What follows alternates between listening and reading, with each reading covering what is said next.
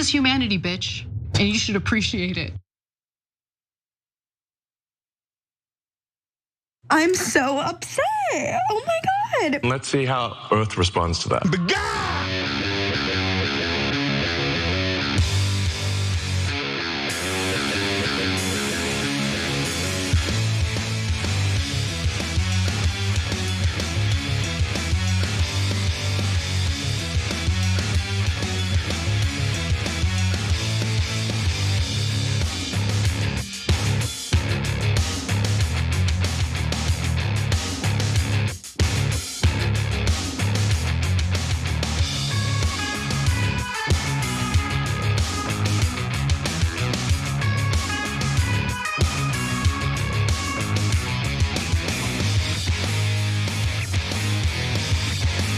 Are you guys kidding me? I've been gone for a week and there's been so much news that I've been desperate to comment on. I tried to be good and stay away from social media. I did not succeed.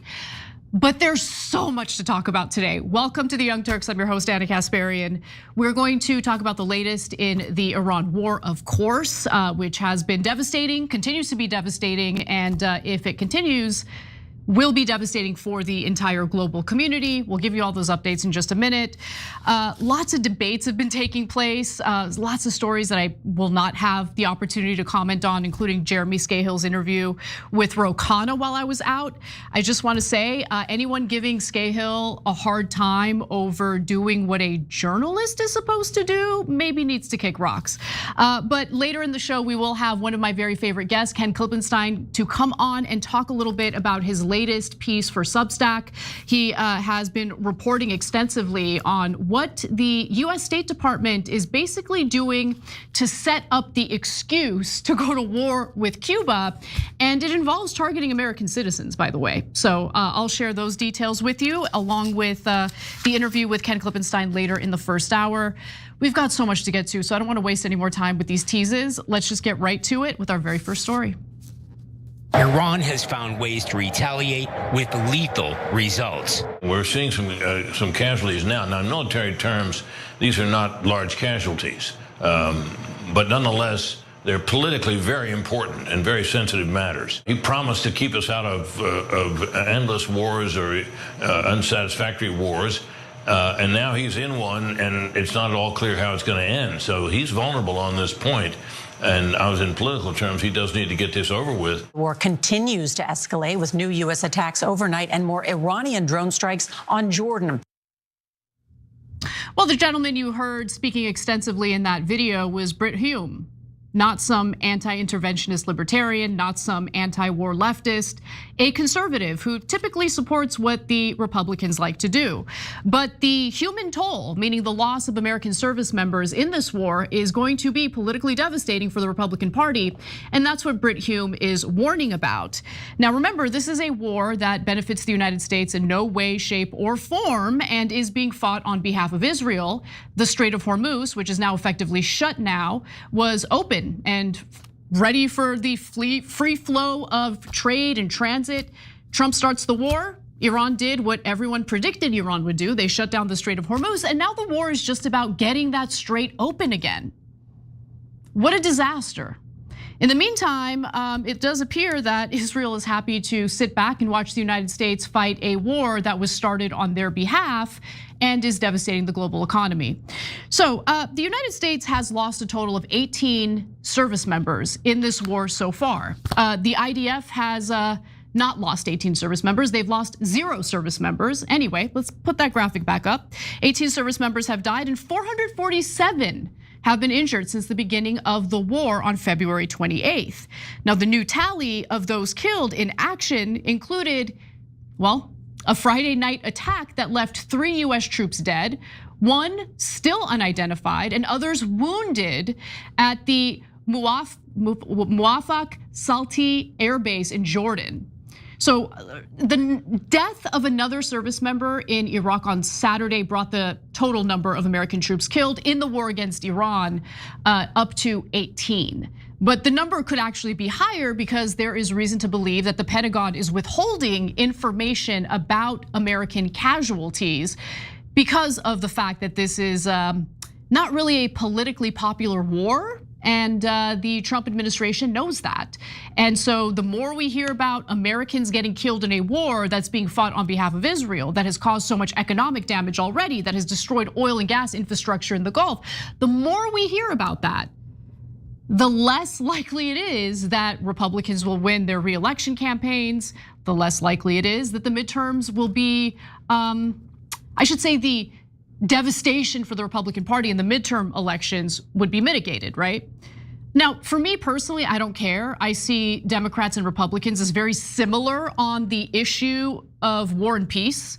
So anyone who's thinking the Democrats are gonna handle this much differently, have another thing coming. For the Democrats who are excited about winning, well, after you win and you have the majority and you continue to do what the Republicans have been doing in their leadership roles in Congress, are you ready for the reckoning that you're gonna deal with? That's the real question.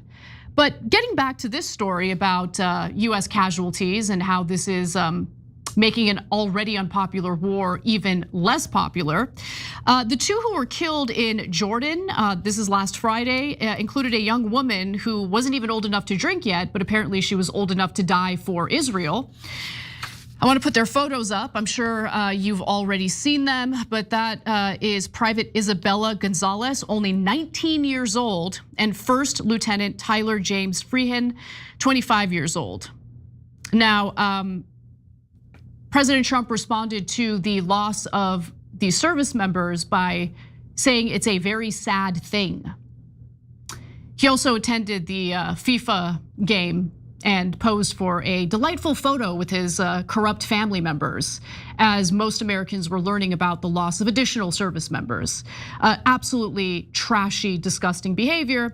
Nonetheless, Trump's decision to pull out of the memorandum of understanding has had devastating consequences for our troops. In fact, let's put this up on the screen. The Washington Post reported today that nearly 100 US troops are injured in the last 2 weeks of the Iran war.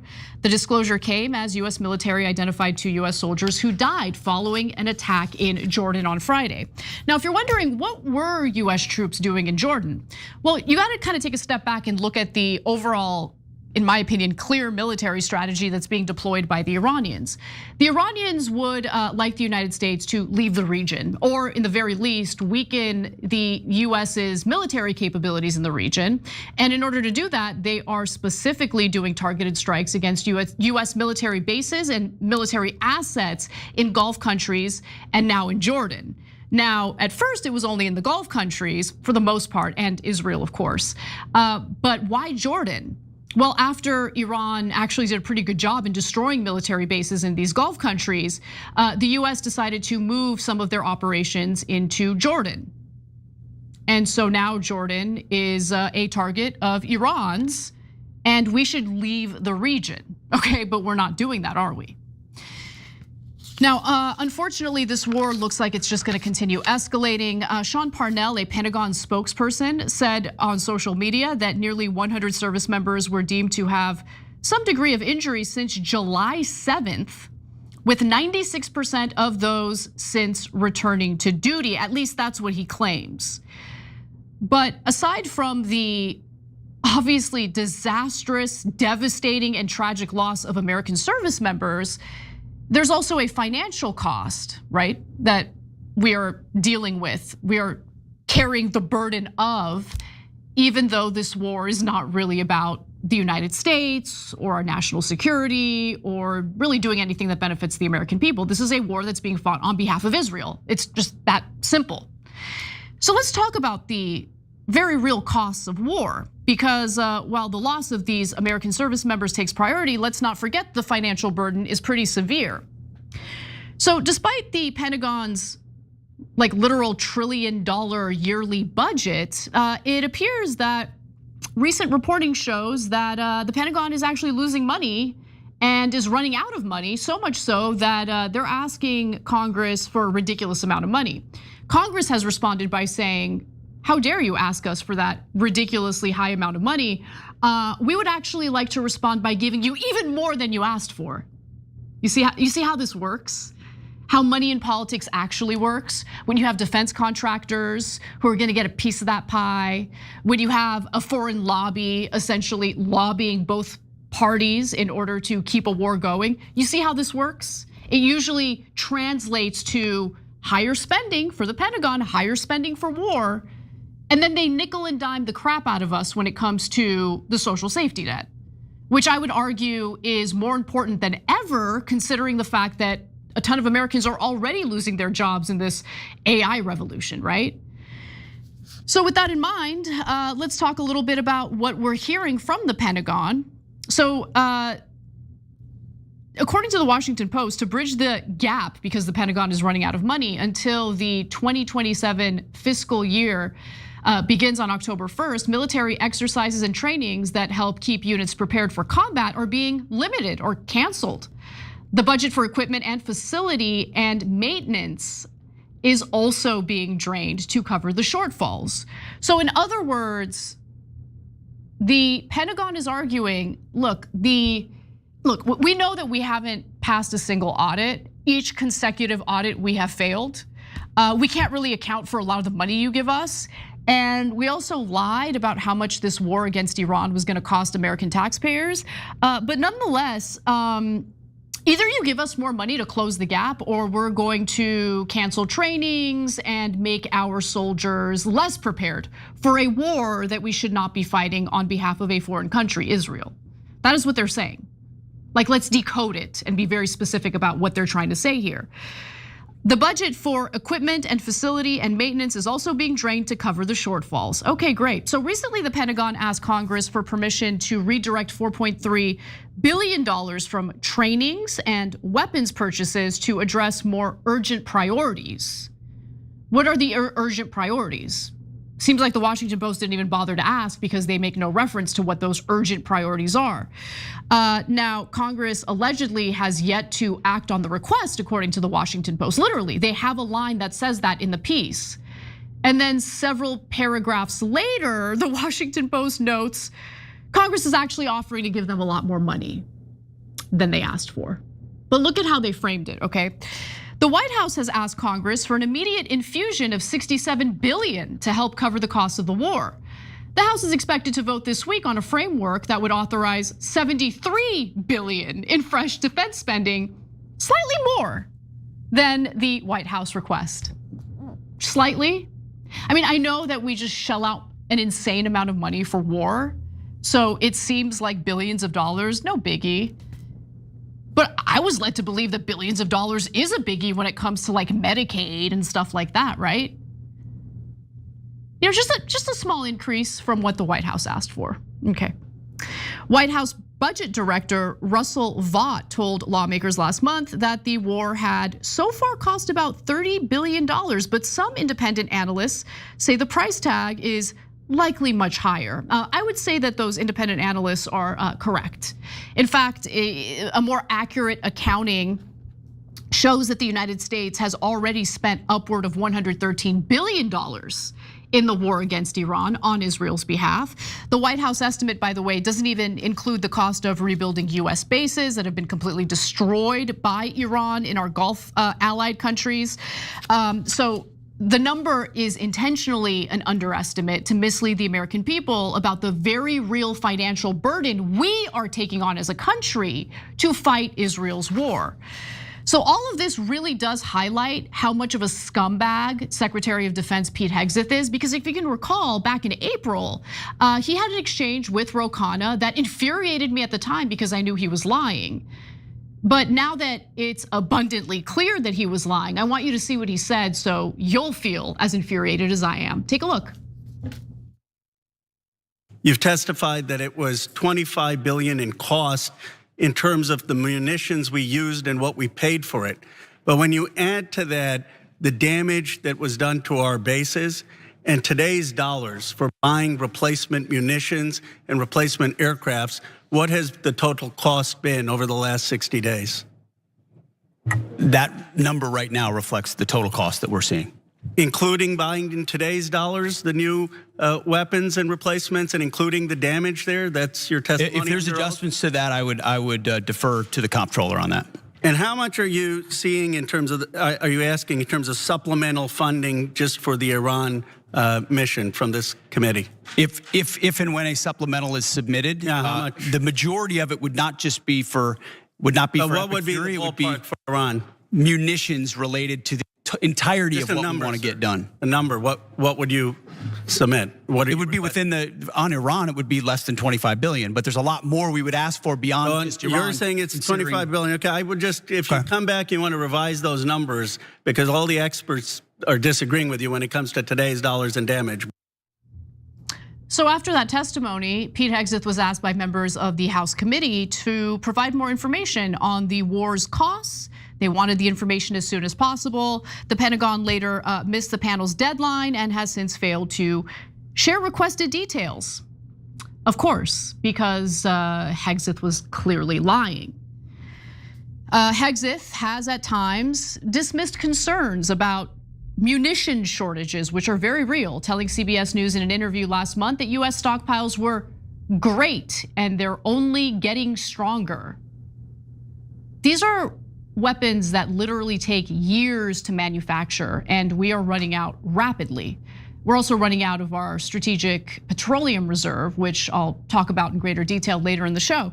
But the lies are so brazen, and I think what bothers me the most about it is that this administration, and previous administrations as well, but not as openly and overtly as this administration, as candidly as this administration, they really think all of us, the American people, ordinary American voters, are all idiots. We're all stupid. We don't know what's going on. We can't tell that they're lying. Pete Hegseth is just so much more sophisticated than the American people. And the nonchalant nature of their reactions, honestly, to the loss of American soldiers, American service members who are fighting a war, who are risking their lives, not for the national security of the United States, but for their masters, really, for the Israelis. And you might be wondering, well, okay, like what's Israel's part in all of this? I mean, they wanted this war. Netanyahu has wanted this war for literally decades. So what is Israel doing to help the United States? I mean, you guys can probably recall how furious Trump was with our NATO allies because they refused to jump into this war against Iran. He was so angry. So you would imagine that Trump would be similarly furious, if not more furious, with Israel, considering the fact that they're the ones who wanted this war in the first place. So with that in mind, what is Israel doing to help the United States as we bear the financial and human costs of this war? Well, I actually want to take you to Bezalel Smotrich, that is the Israeli defense minister. I'm sorry, Israeli finance minister, my apologies. Because apparently some Israeli officials are expressing delight over the fact that the US is in fact absorbing the human and financial costs of the war that they wanted, that they called for, that they pressured the Trump administration to engage in. Israeli finance minister Bezalel Smotrich has absolutely no shame about the fact that Americans are dying while fighting Israel's war. So I want you to take a look at what he had to say. And for our audio view listeners, I will read you a transcript of his statements when we come back from the video. כרגע למדינת ישראל אין אינטרס להצטרף למערכה. המצב הנוכחי שבה יש מערכה מתוחמת בין איראן לארצות הברית הוא הנכון והטוב ביותר לנו. צריך לזכור שמטרת העל שלנו במערכה, וזה לאו דווקא משותף עם ארצות הברית, זה לערער, להחליש עד כדי הפלת המשטר. ולכן המצב הנוכחי הוא טוב לנו, ולנו אין עניין לדחוף את עצמנו פנימה.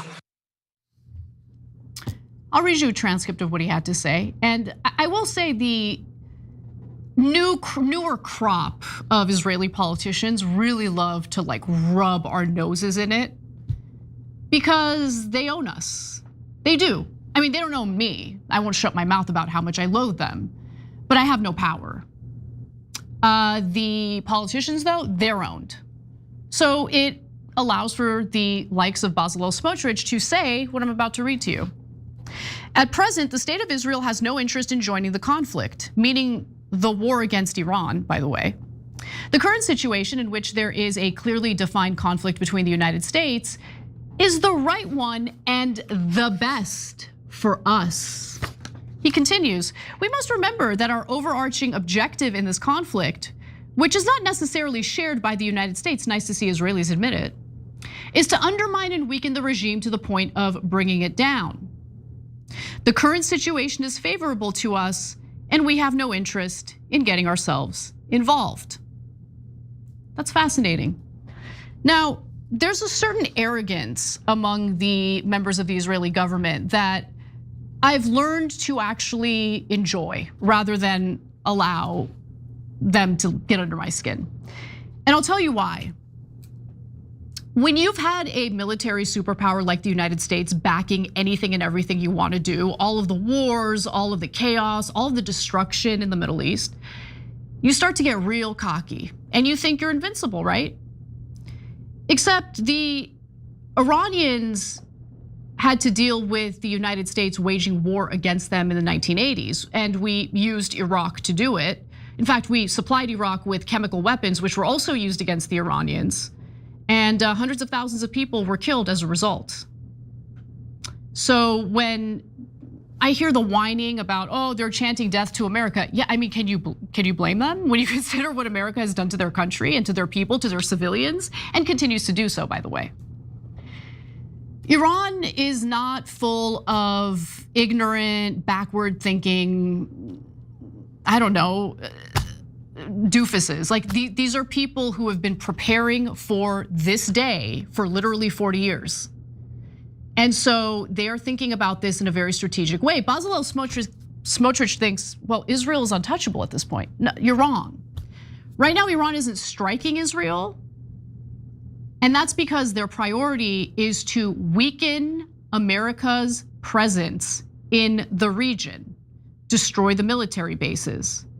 Without US military bases in the region, how is the United States going to defend Israel when Iran inevitably brings out the big guns, and I'm talking about the real missiles, to use against Israel in the final stages of this, I think what will be the final stages of this war?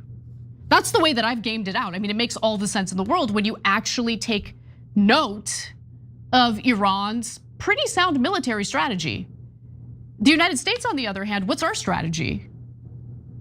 Military experts keep repeating that bombing Iran will not get them to bend to our will. It didn't happen in the 1980s, it ain't gonna happen now. They see this war as a threat for the survival, the future of Iran. All they need to do is survive. And it looks like they're doing a pretty good job. So what happens when the US runs out of the interceptors? What happens when the US doesn't have the military bases necessary to provide defense for Israel as Iran directs its ire toward Israel? And how is Bezalel Smotrich gonna feel about it when that day comes? Because I guarantee you that day will come if the war continues to play out in the way that I see it playing out. Inquiring minds wanna know. But it does seem like Trump is prepping for a possible ground invasion. I know it sounds insane, and it is insane. It would be a dumb thing to do. But he met with the president of Lebanon, and I'm gonna read you what he said on Truth Social about that meeting and how I'm interpreting it. He says, after meeting with the president of Lebanon, Joseph Aoun, who has done a remarkable job being a traitor to his own country, working to transform his country, I'm hereby directing my administration to allow all US airline carriers to fly directly to Lebanon so that Americans can easily visit this beautiful land. Hopefully other countries will do the same. Enjoy. Trump seems to want to use Lebanon for military bases in this escalation of war with Iran. That's the way I read it. You think Trump gives a damn about American safety? I'm so worried about American tourists in Lebanon. Right. I'm not buying that, especially when his reaction to the loss of more American service members was, it's a very sad thing. The only very sad thing that I'm seeing right now is our current government. Absolutely disgraceful. 19-year-old young woman, she wasn't even old enough to drink yet, and she freaking lost her life in a war that isn't even about protecting our country. It's disgusting. Anyway, we gotta take a break. When we come back, Ken Klippenstein joins me to talk about a possible war with Cuba.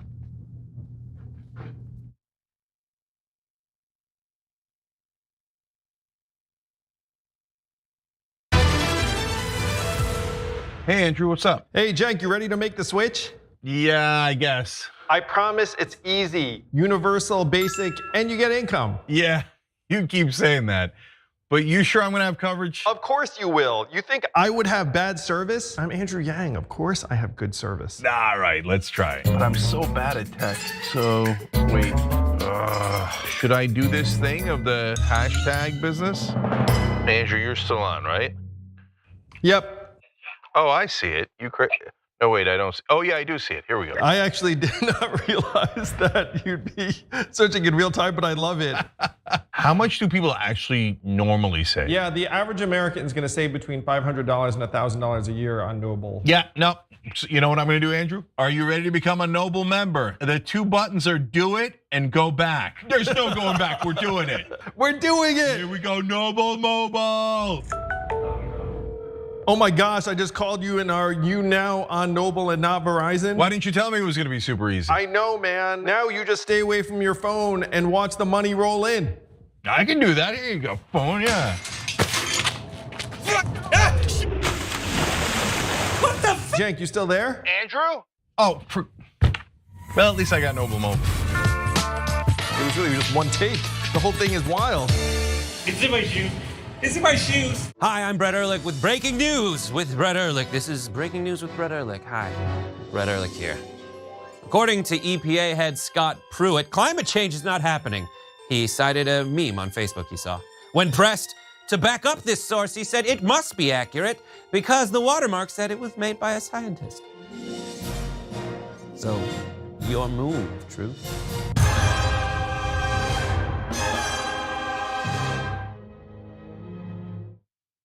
That's what I do.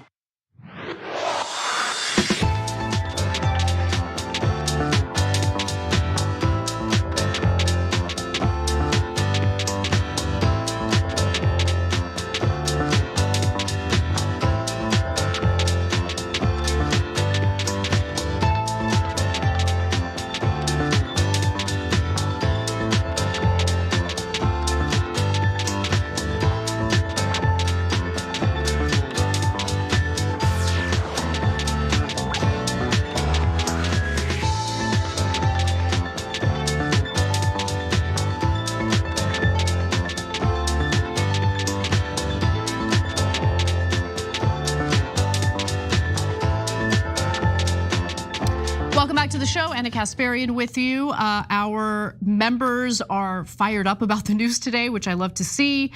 Just want to read a quick comment before moving on. James Frank says, arrest the foreign traders accepting bribes, including Congress and corporate media. I mean, unfortunately, these bribes are legal. And were made so by the United States Supreme Court. So we need to pass a constitutional amendment to actually get money out of politics and make it illegal for this type of behavior to take place. But anyway, while everyone might be under the impression that the United States is squarely focused on the war against Iran, it does appear that our Secretary of State, Marco Rubio, has other things in mind. So let's discuss it. The United States State Department, under the leadership of Secretary of State Marco Rubio, is ramping up for possible war against Cuba. And he is using one of the craziest excuses in order to make it happen. He's arguing that Cuba poses a national security threat to the United States.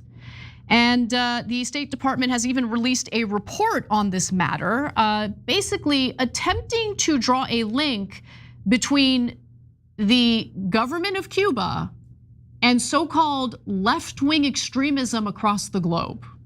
Now, as we're all absorbing images of war crimes, crimes against humanity, just barbarism, barbaric behavior by Israel, you have the United States backing that barbarism while claiming that Cuba is spreading an extremist ideology that poses a threat to the United States. Okay, so let's talk a little bit about their report on the matter. This is a State Department report. For nearly 7 decades, the Cuban regime has waged a sustained campaign of subversion against the United States. It is a campaign that has infiltrated the highest reaches of the US government, recruited and cultivated generations of American activists, backed an unprecedented wave of left-wing terrorism on American soil and carried out one of the most durable and damaging foreign intelligence penetrations in American history. So this 100-page report actually details the history of Cuban influence operations around the globe, most of which are literally decades old by now. As for what's happening now in 2026, well, the report fearmongers about Americans and organizations that are sympathetic to the Cuban government, kind of like the DSA, while simultaneously admitting that they aren't Cuban psyops. So there's no evidence that these groups like the DSA is like working with the Cuban government in some subversive way. And so I'm gonna read you the part of the report that touches on this because it's hilarious. The DSA was not founded as a Cuban intelligence or influence front. It was born in 1982 as a fusion of socialist organizations and movements from both the old left and new left factions. Today, it maintains a fierce, almost religious commitment to the cause of the Cuban regime, not because the group is controlled by Cuban agents per se, but because that commitment is now simply the de facto policy orthodoxy of the American far left. Well, in a democratic system, we choose our representatives based on a democratic process. Our Constitution protects our First Amendment. If there's no evidence of DSA working with a foreign government, what's the problem here? So these are people who just prefer to defend Cuba? Even as the United States tries to crush the Cuban people with just terrible sanctions and an economic embargo? Okay. Today, let's go to the rest of this. So this represents a significant advance for the Cuban influence operation. Havana no longer needs to rely solely on intelligence penetration or asset cultivation to exert influence over the United States. Whereas the early Cuba solidarity networks were often confined to the militant fringe, DSA represents a newer and far more politically consequential development. A mass membership organization operating openly in American electoral politics, with chapters across the country, a growing bench of elected officials, and real influence inside the Democratic Party coalition. The report also name drops a number of prominent American citizens with alleged ties to Cuban operatives, including but not limited to Los Angeles Mayor Karen Bass, former President Barack Obama, and of course, Hassan Piker. I think Amy Goodman even makes an appearance on this list. Amy Goodman. Because when I think about real threats to American national security, I think Amy Goodman. Now, here to talk to us about this story, he's been on it from the very beginning. Thank you for joining us. You've been on this from the very beginning, and honestly, I'm wondering how much Sebastian Gorka has to do with drafting this report. Well, in this case, a lot of the responsibility goes to Secretary of State Marco Rubio, since it was a State Department report, but the spirit behind it is totally Gorka. Gorka released several weeks ago the new national counterterrorism strategy, and in it, he identifies 3 different groups as priority counterterror targets. The first 2 aren't particularly surprising. It's the traditional jihadi groups overseas. And then the second one is narco-terrorists, which is a bit more of a focus of the Trump administrations. But the third one is explicitly the so-called radical left. And it was the first time in any national counterterrorist strategy, not just that it's identified the left as an area of focus for counterterrorism, but that it's identified any American. This is supposed to be something that we prioritize foreign terror organizations in going after, because it's understood as soon as you label or treat something as terrorism domestically, that doesn't agree with the Constitution and the civil liberties that people are afforded in this country and under our political system. But that's what he did, and that's the spirit in which the State Department released its own. They just last week held an international summit in which 65 other countries participated. These are cabinet, these are like high level officials, not just, they didn't just send the local dog catcher to meet with Rubio to discuss this. And they prioritized the threat of what they called, this is the first time I've ever seen this term used in an official government document, far left terrorism, or FLT. They even have an abbreviation for it. So they're taking all this very seriously. I'm glad you said that I've been on this from early on, because when I was looking very closely at the interviews of Sebastian Gorka, that's Trump's counterterrorism czar, and he was saying, we want to make material support for terrorism charges against political people on the left, I was kind of laughed at because people were like, oh, this is just rhetoric, that can't possibly be true. And we are now seeing that that is very much something that the administration takes seriously. And I hope that, and it seems that at this point, people are finally starting to come around in the media to that this isn't just talk, this is something they actually want to do. But yeah, that's really what we're seeing. Yeah, I totally agree with you. And I took this threat seriously from the beginning because I remember the exact moment in my life where I became politicized, and it was the lead up to the Iraq invasion of 2003. And the labeling of anyone, any foreigner as a terrorist without any due process, without a shred of evidence. And I remember making the argument, this is going to turn around and negatively impact American citizens. And that day has come. So the Trump administration likes to test the waters when it comes to these types of policies. As we know, DHS, under the leadership of the former DHS Secretary Kristi Noem, started labeling American protesters who were against tactics used by ICE as domestic terrorists. They referred to Alex Preddy and Renee Good as domestic terrorists. So that was the first sign that this is an administration that totally sees themselves at war against Americans who don't agree with everything they're doing. That doesn't mean that there can't be an American citizen who carries out an act of terror, but clearly what's being done here is fully motivated by political preferences and the fact that they want to target political opposition.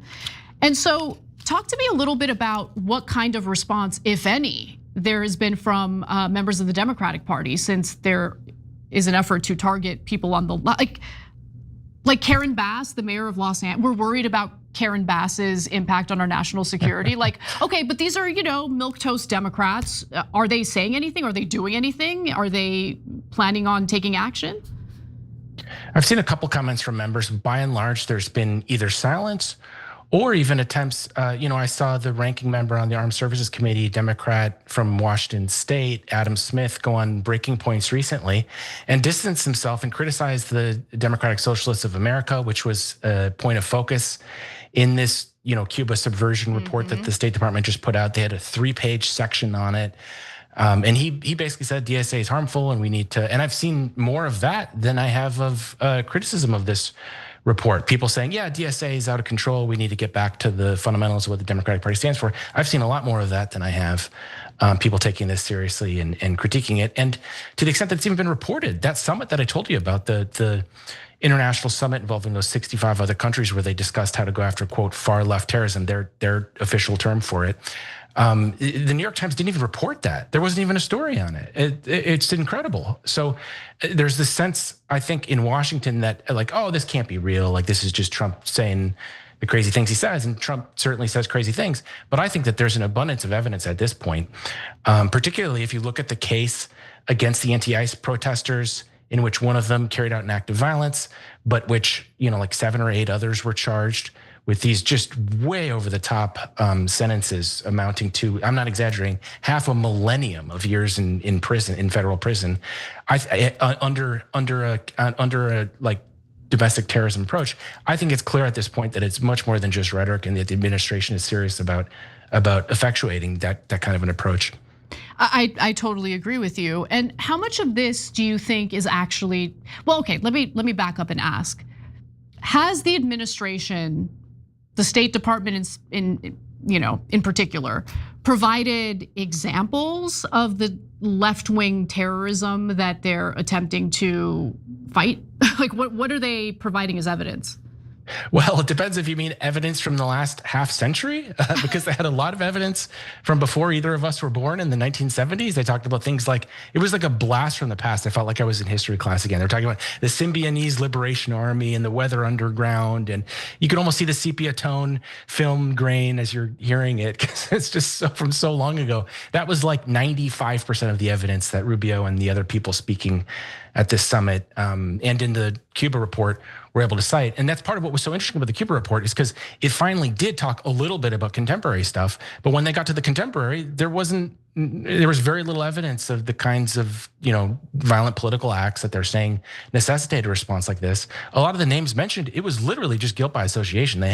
You mentioned Amy Goodman at the top. Her great crime was attending the wedding of Neville, some billionaire donor or some wealthy donor who donates to left-wing political causes in the United States.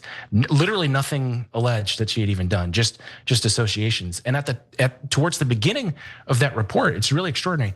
They actually invoke the Red Scare, and they say, look how effective it was at destroying the American Communist Party in the 1950s. And the implication is really clear. It's like, how do we do that now to what we consider the new Communist Party, the Democratic Socialists of America? This is just all out there. My jaw sort of hit the floor because I'm like, I can't believe they're just saying this. So I go online I'm thinking there's going to be all sorts of reporting on this. Virtually none. It's like either no one takes it seriously. I don't know if they notice it.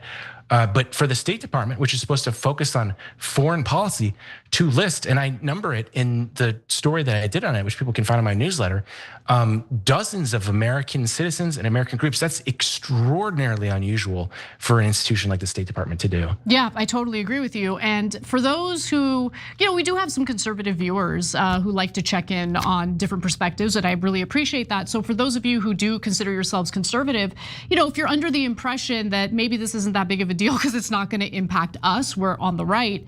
I just want to remind you all that Ken Klippenstein's previous reporting focused on Sebastian Gorka targeting conservative voices as domestic terrorists if they've been vocally critical of our alliance with Israel or critical of our attacks on Iran. Tucker Carlson was named. There were others, but their names are escaping me at the moment. Alex Jones. Jones, yeah, another one. So, just briefly to, wrap, discuss if this goes unchecked, discuss the broader ramifications for American citizens and our constitutional rights. Well, if you look at what was described in this 100-page State Department report, it was basically just speech. I mean, yes, there have certainly been some cases of violence carried out by the left, but that's not by and large what they focused on. They focused on people going to, what they describe as solidarity delegations to Cuba. All of that can be stuff that you disagree with firmly, but there is literally no evidence presented to suggest that they're taking direction knowingly from a foreign party. And once you get into that territory, exactly as you're saying, that opens the door to people's views being deemed by political people in Washington as too dangerous and as sufficient grounds to have them investigated. That's not good for anybody because Trump will not be in the White House forever, and they're retooling the national security apparatus to focus on those things. And it's extremely short-sighted on the part of the Republican Party or conservatives not to care about that, because I promise you the Democrats are going to come back in much the same way that they did after January 6th. And in my view, went beyond what was necessary, which was charging many of the individual cases of things like vandalism, and treated it as this kind of insurrectionary uprising, like there was going to be, like it was a real threat to government, when there's no evidence that that's the case. You're going to see us return right back to that, and whatever the equivalent stuff is that they're going to look at. So it's really, it's so short-sighted on the part of anybody that thinks that this isn't going to affect them just because they're not on the quote far left. But look, Ken, your reporting is so important, and so I want to make sure our audience knows where to find you and where to follow your reporting, because you're right, the New York Times did not report on this, and it's maddening. They also, at least the last time I checked earlier today, hadn't even reported on the House passing the NDAA without stripping Section 219, and it's like, this is a big deal. Like, we're merging our military with a foreign military that's currently carrying out crimes against humanity. Anyway, whatever. But please tell our audience where they can find your work. Yeah, and independent media has been great on this stuff, and they've given me plenty of room, and themselves have covered a lot of what I'm describing at great length. So I don't want to give people too pessimistic of a picture, but you can find me at kenklippenstein.com, and that's where I run a newsletter that focuses on stuff just like this. Love it. Thank you so much, Ken, and we'll talk soon. Thanks, Anna. Have a good one. All right, we're gonna take a brief break. When we come back, we'll talk about real foreign election interference that's taking place. It's just that it's not Russia. It's a different country, and they've been getting away with it. We'll be right back.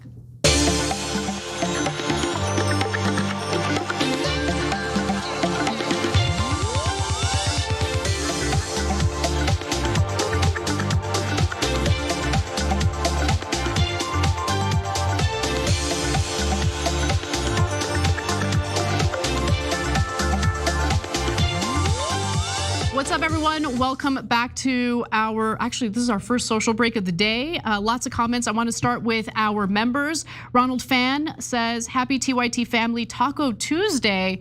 And to you, Solo Anna, if Trump wants to bring a regime change war in Cuba, how can we fight back to stop it? Your dress looks so smoking hot, Anna. Thank you. Thank you for the dress compliment. I don't know.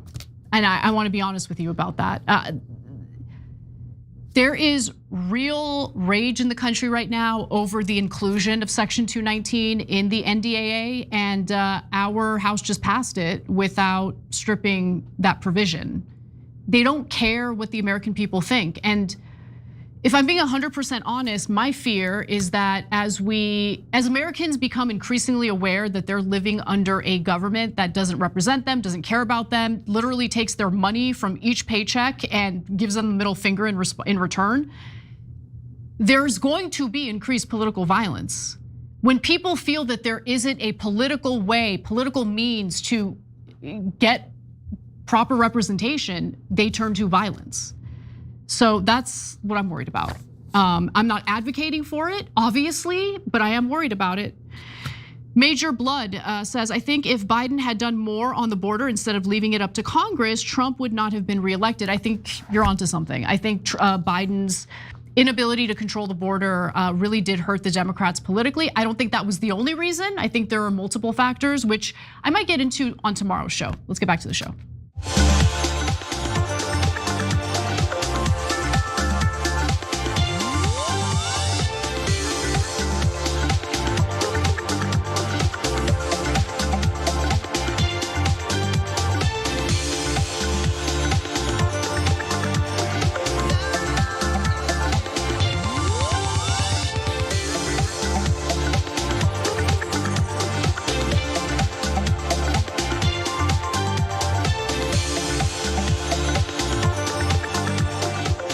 Hey guys, if you're watching us live on YouTube, just want to encourage you to ring that bell because that's how you get notified every time we post new content. Otherwise, you'll have no idea. So just ring that bell, it'll really help us out. Also, just want to tell you a little more about one of our longtime partners at this point, and that's Noble Mobile. Because if you're having trouble with your kids spending too much time on screens, you should keep in mind that Noble Mobile will reward your entire family for using their phones less.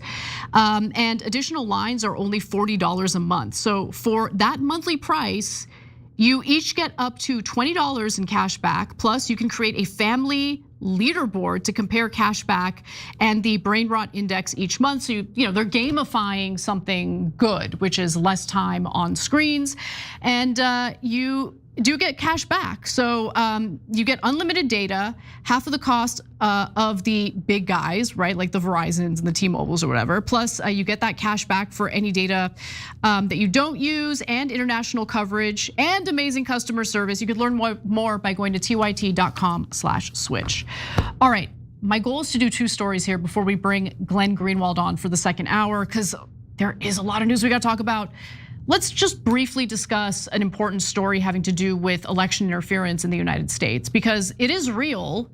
It's just that there's one country that's been getting away with it. And some of the incredible reporting by Gen X Girl is important to kind of help us all suss that out. Let's get into it.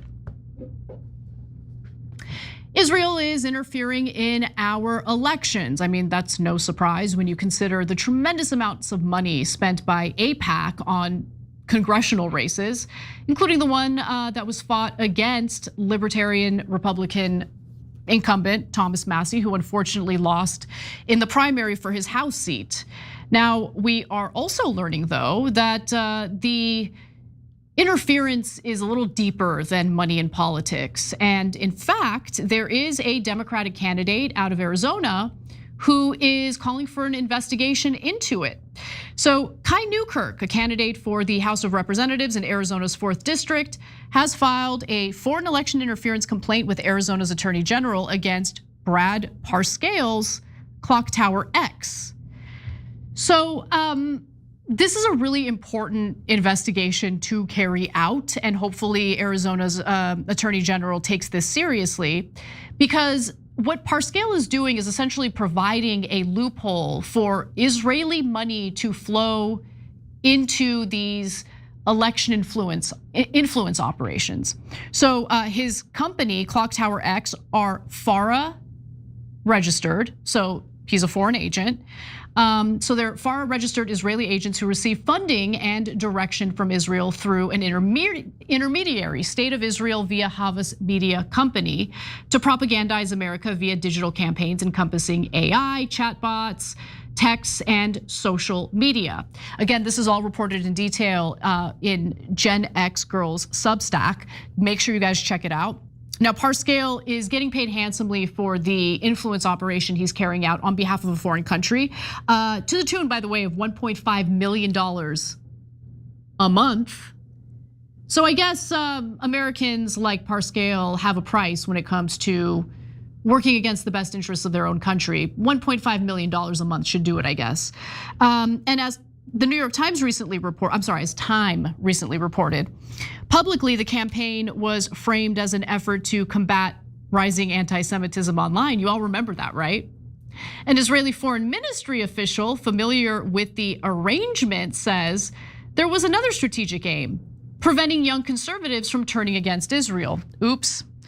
Turns out that's a lot harder to do, right? Young conservatives do not favor Israel. They are not on Israel's side. They see Israel for exactly what it is. You want to know why? This is a blanket statement, obviously. There are older people who care about the future of the country.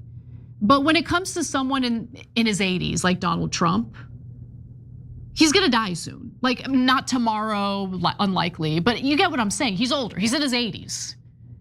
So when the global economy fails, it comes crashing down, when the power of the United States on the global stage has been completely diminished, when the US dollar is weakened, people like Donald Trump are gonna be like Lindsey Graham, long gone, long gone.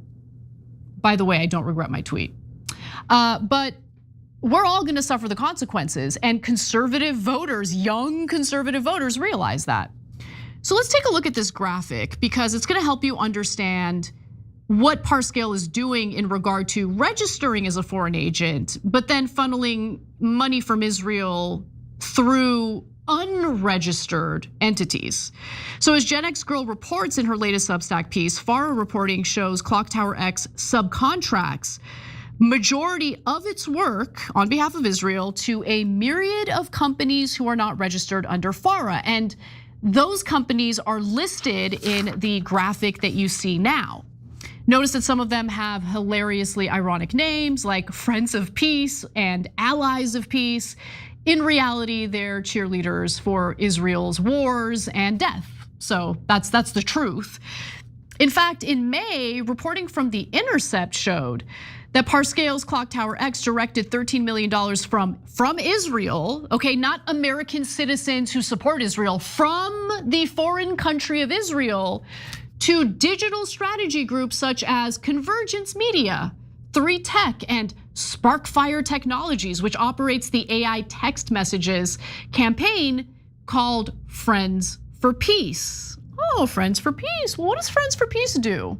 What kind of work are they doing on behalf of Israel?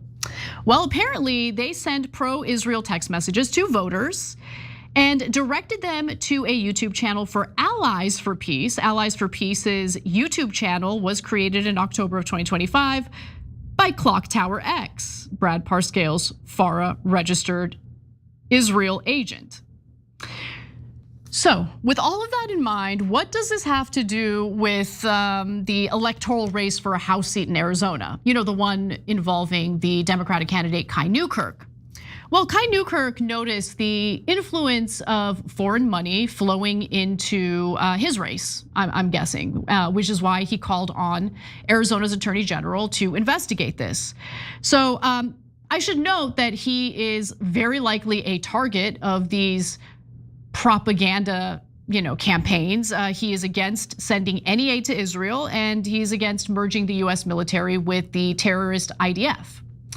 And so he filed an election interference complaint with Arizona's Attorney General's office, and I think he clearly has a case. Let's take a look at this law. There is a law that prevents this foreign money from influencing our elections. So this is the Federal Election Campaign Act, and it bans foreign nationals from making contributions or donations of money or anything of value, making expenditures, independent expenditures, or disbursements in connection with any federal, state, or local election, making disbursements for electioneering communications,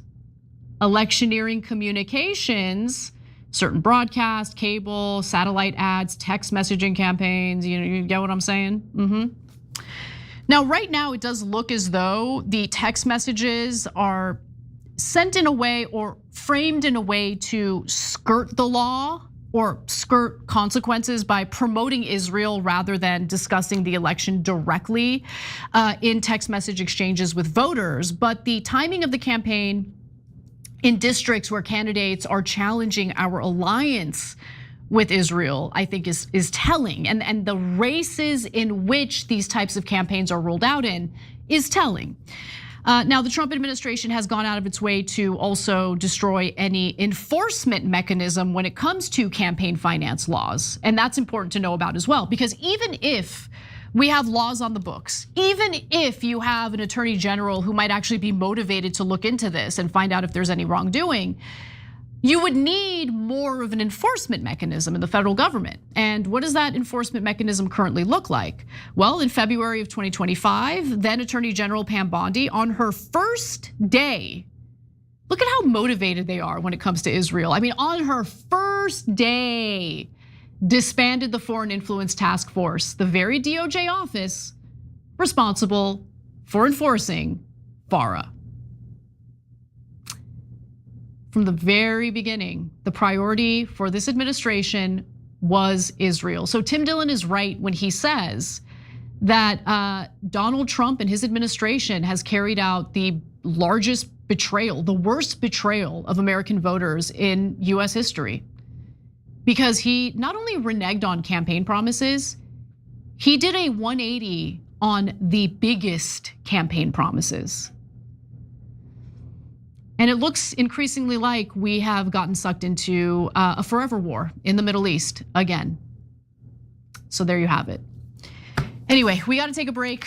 When we come back for the second hour, we will discuss what the Houthis are doing in the Red Sea right now, which does not bode well for the global economy, but was predictable. Talk about the escalation ladder and more with our friend Glenn Greenwald. Don't miss it. We'll be right back.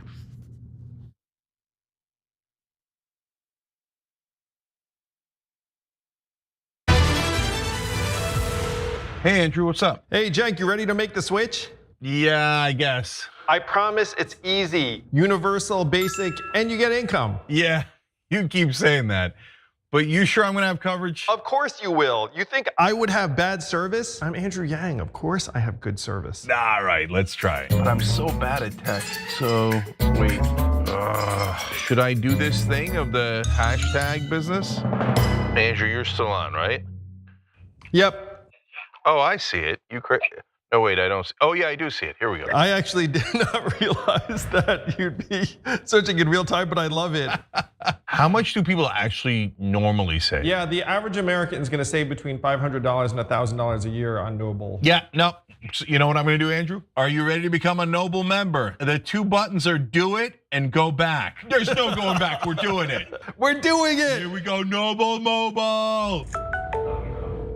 Oh my gosh, I just called you and are you now on Noble and not Verizon? Why didn't you tell me it was gonna be super easy? I know, man. Now you just stay away from your phone and watch the money roll in. I can do that. Here you go, phone, yeah. What the Cenk, you still there? Andrew? Oh, well, at least I got Noble Mobile. It was really just one take. The whole thing is wild. It's in my shoe. It's in my shoes. Hi, I'm Brad Ehrlich with breaking news with Brad Ehrlich. This is breaking news with Brad Ehrlich. Hi, Brad Ehrlich here. According to EPA head Scott Pruitt, climate change is not happening. He cited a meme on Facebook he saw. When pressed to back up this source, he said it must be accurate because the watermark said it was made by a scientist. So, your move, Truth.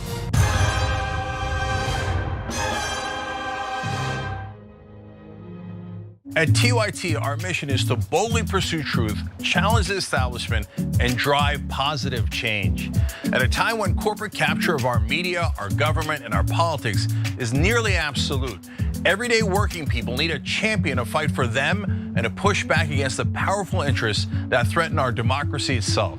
At TYT, we're proudly progressive and call out corruption and duplicity wherever we see it, from Republicans, Democrats, or anyone else.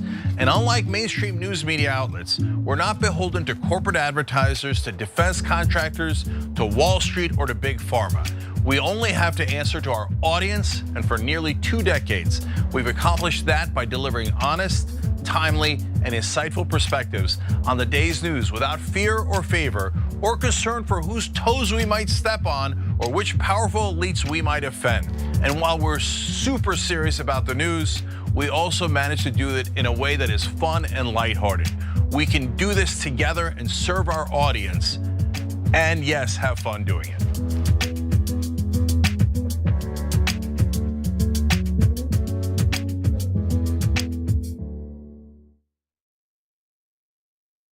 You are the media revolution. You are much needed. TYT, TYT. The place is like 95% TYT on.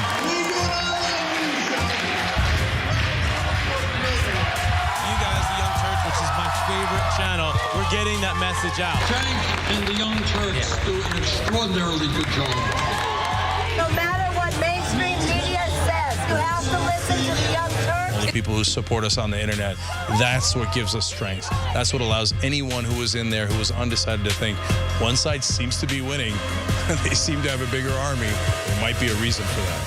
So thank you guys. They called me daddy.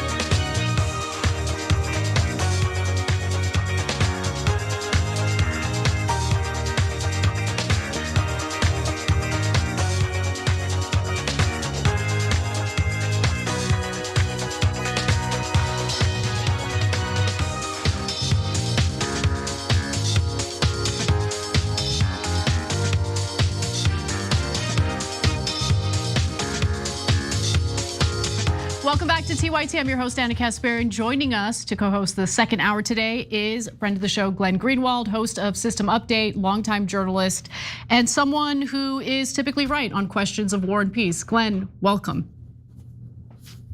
Great to be with you, Anna. I was just contemplating how jealous Cenk must be at how often you're now calling me to appear with you, but I think we all have our struggles. I'm sure he'll get through it.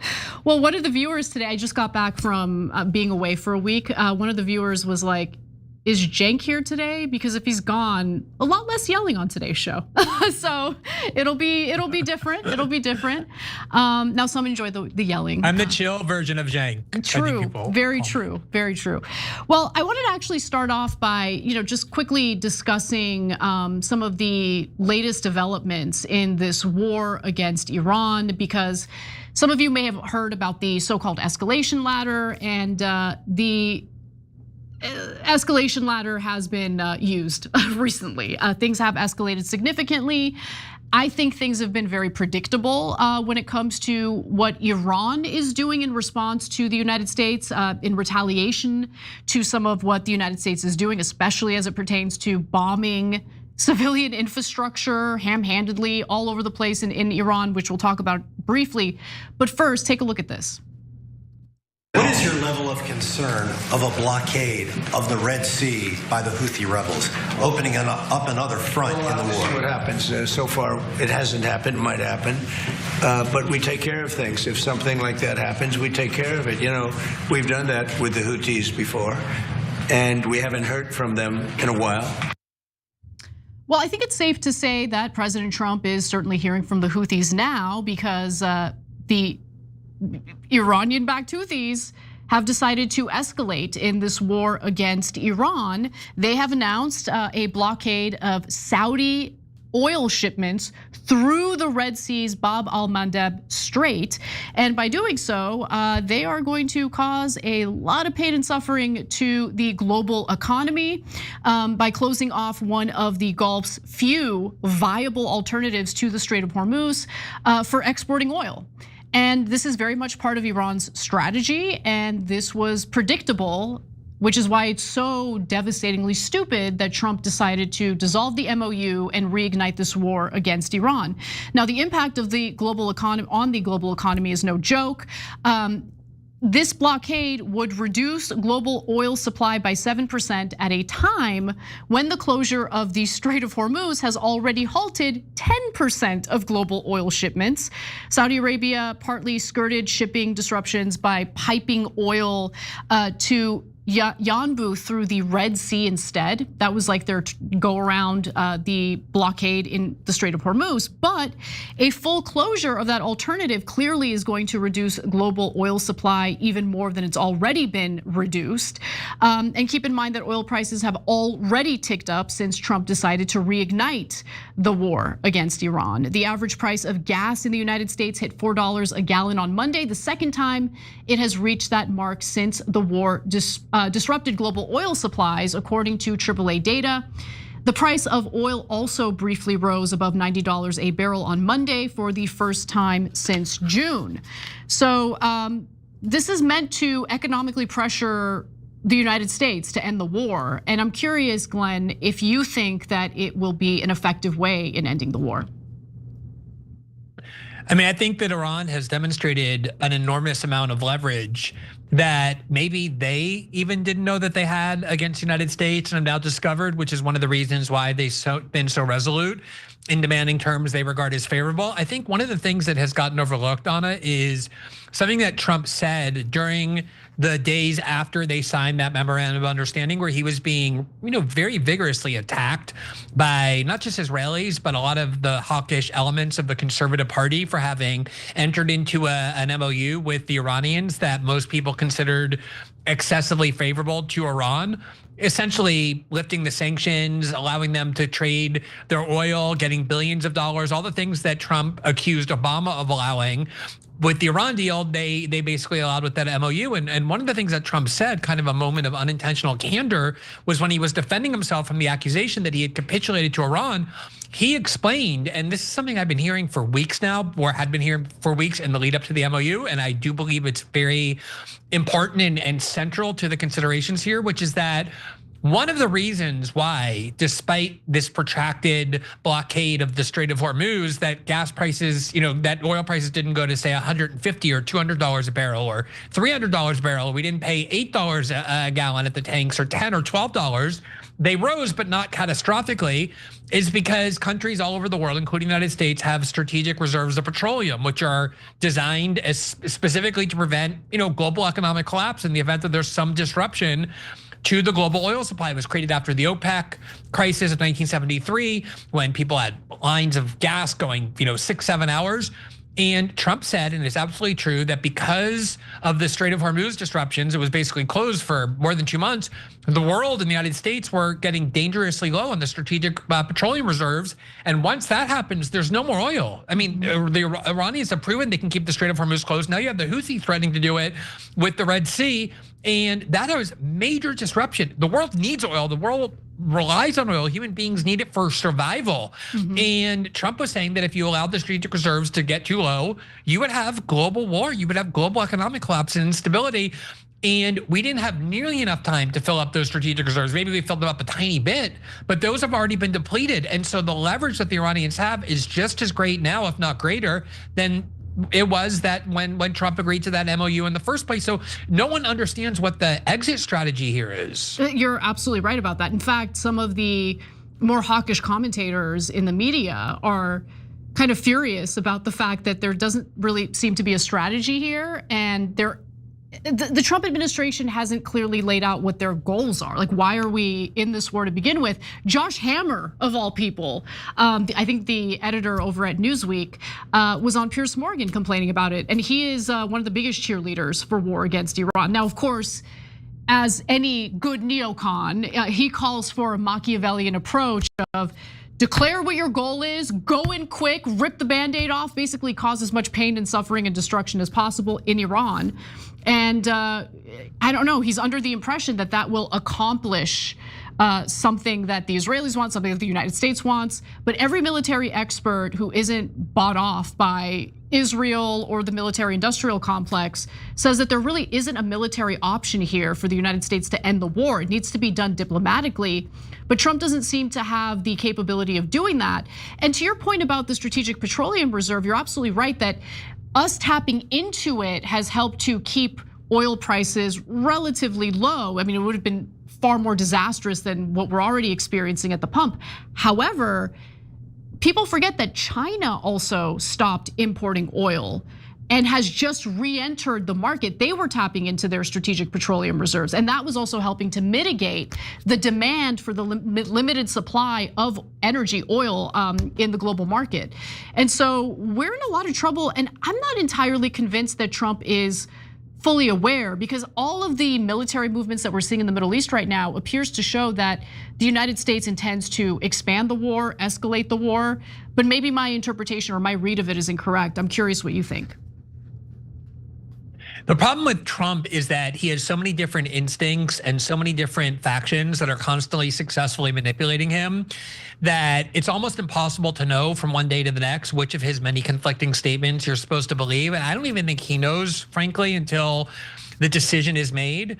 We know we've seen this so many. How many times have we seen him saying, "I'm done with negotiations. We're going to obliterate their civilization. We're going to, unleash hell on them." And then 2 days later, there's some kind of a deal announced where he announces unilaterally that there's a pause in the threats or deadlines that he gave. Because Trump, for whatever else you want to say about him, he does have a kind of, like a lot of narcissists do, a very kind of sharp, almost instinctive understanding of self-preservation. He knows that a protracted war with Iran is extremely dangerous to his political interests, to his legacy, to everything that he wants to do. We're very close to the November election. It's already an uphill battle for him. If this war is dragging on, or gets worse, or there's more people being killed from American service members, he's almost guaranteeing not just a Democratic takeover of the House, but also the Senate, which means impeachment, investigations of all the little corrupt things or big corrupt things that he and his family and Steve Witkoff and their kids and Howard Lutnick and the rest have been doing. And I think he understands that on the one hand. On the other hand, although I'm not somebody who cares about what we typically call US credibility, like showing we mean business in the world and people better do what we say or there's gonna be a consequence. The people in Washington care, Trump cares. Trump cares about not looking like he had his ass kicked. And obviously if they stop now, what do they have to show for it? Nothing. That was the reason why people got so upset at this MOU, because we were agreeing to give Iran most of what they wanted and we got nothing, we the United States got nothing of value in return. That formula hasn't really changed. So the scary part is what happens if Trump gets desperate? What if he just decides, if he really gets convinced, oh, well, you know what? I can just unleash our military and get rid of the restraint that we've been showing and scare the crap out of Iran and then they'll surrender. The problem is that Iran has also been showing a great deal of restraint. They can destroy the energy infrastructure and gas infrastructure of these tiny little fragile US pro-US dictatorships in the region and absolutely collapse the global economy, to say nothing of closing the Strait of Hormuz and activating the Houthis. They have their own leverage. So it's a really dangerous situation, which is why it was such a bad idea to start the war in the first place, because you might think you were going to get out of it quickly, but you don't get the only say. Wars in the Middle East don't end quickly. He should have known better, but he or well. You're so right about that. Exactly. By the way, I don't know like what weird timeline we're living in where suddenly I'm supposed to defend Al-Qaeda in Syria, but you literally have like Democrats defending like us giving weapons to Al-Qaeda in Syria. It's amazing. Anyway, that's beside the point. That's a totally different story, but our involvement in these Middle Eastern countries has been disastrous for the civilian populations of these countries. And I think Syria as a failed state is a perfect example of that. But just kind of getting back to what Trump is likely to do next, there are some who argue that Trump is signaling an escalation in war. And I want to give you some of those statements right now. So is there a possibility of boots on the ground? Administration allies believe that there are allegedly a number of military options that fall short of boots on the ground, including escalating the US naval blockade, which again, going back to doing a blockade of Iran's blockade or a blockade of the Houthi blockade that's currently taking place, or attacks on Iranian infrastructure, which has been happening, is not working. Iran is not going to respond in the way the US wants to these bombardments. But military experts warn that Iran is unlikely to respond to those bombardments. However, a source close to the White House told Politico, quote, "A good indicator of where Trump intends to go is his massive defense budget request to Congress. He wants to ensure the United States has more than enough capability to sustain any future operations if necessary." So in addition to the $1.5 trillion defense budget that the White House has requested, they're also requesting an additional $67 billion to cover the current costs that have been inflicted as a result of this war.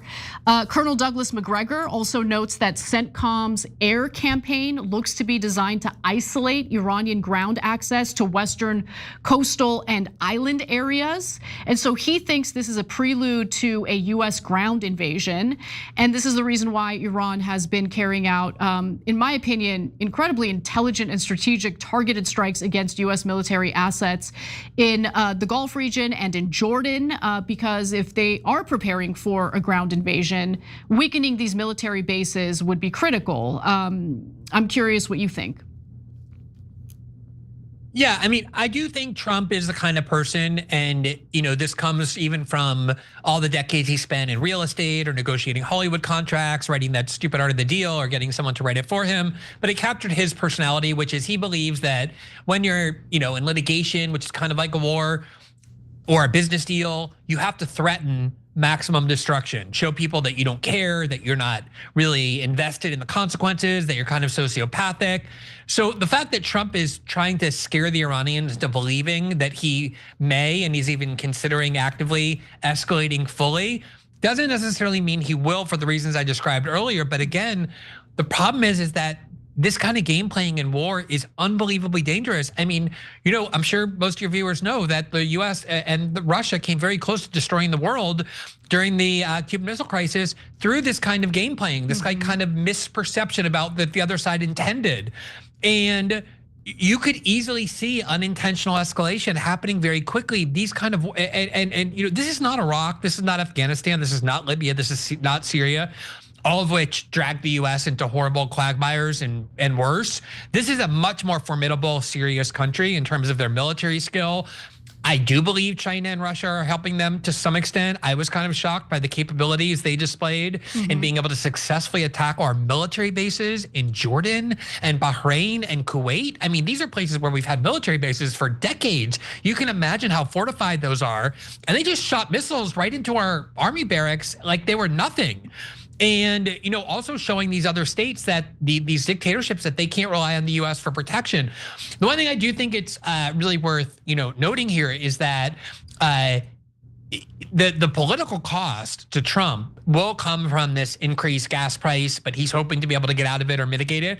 But also, if we start getting American service members coming back in body bags, that is when the public really starts to pay attention. And he's particularly vulnerable here, because unlike the Iraq War, which was supported by 70% of the population, as you remember, when it began, this war was very unpopular from the beginning. It was supported by only a small portion of the Republican Party and Trump's base, and it's only gotten way more unpopular since. So if there are now real costs that Americans are incurring, not just economically, but in terms of seeing service members killed, which we're now seeing and we will continue to see, because I do think Russia and China are helping them. Why wouldn't Russia do it? We're helping Ukraine attack deep inside Russia. Of course, they are likely to do that.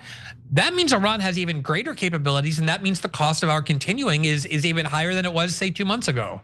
Yeah, I agree with you, your assessment on that. And just to go back to what you just said about, a crisis involving possible nuclear war. The US and Russia in our history is a good example, but what I thought was fascinating is what Joe Kent put out on X today, because he kind of warned about what Israel has been hinting at and has increasingly become more vocal about, and that is the use of nuclear weapons. He writes, just last week, Netanyahu was hinting, again, publicly, about Israel's nuclear capability, which has never officially been confirmed. Now, we all know that they have nuclear weapons. They stole our nuclear secrets. They stole our enriched uranium. We all know the truth. But in the last 24 hours, reports from Israeli intelligence claim that the Iranians have moved their enriched uranium to the heavily fortified Pickaxe Mountain, providing Israel with justification for potentially using a nuclear weapon. And just to elaborate on that a little further, there have been reports about how the US has been striking Iran and how we've been using our quickly diminishing stockpile of weaponry, including missiles and missile interceptors.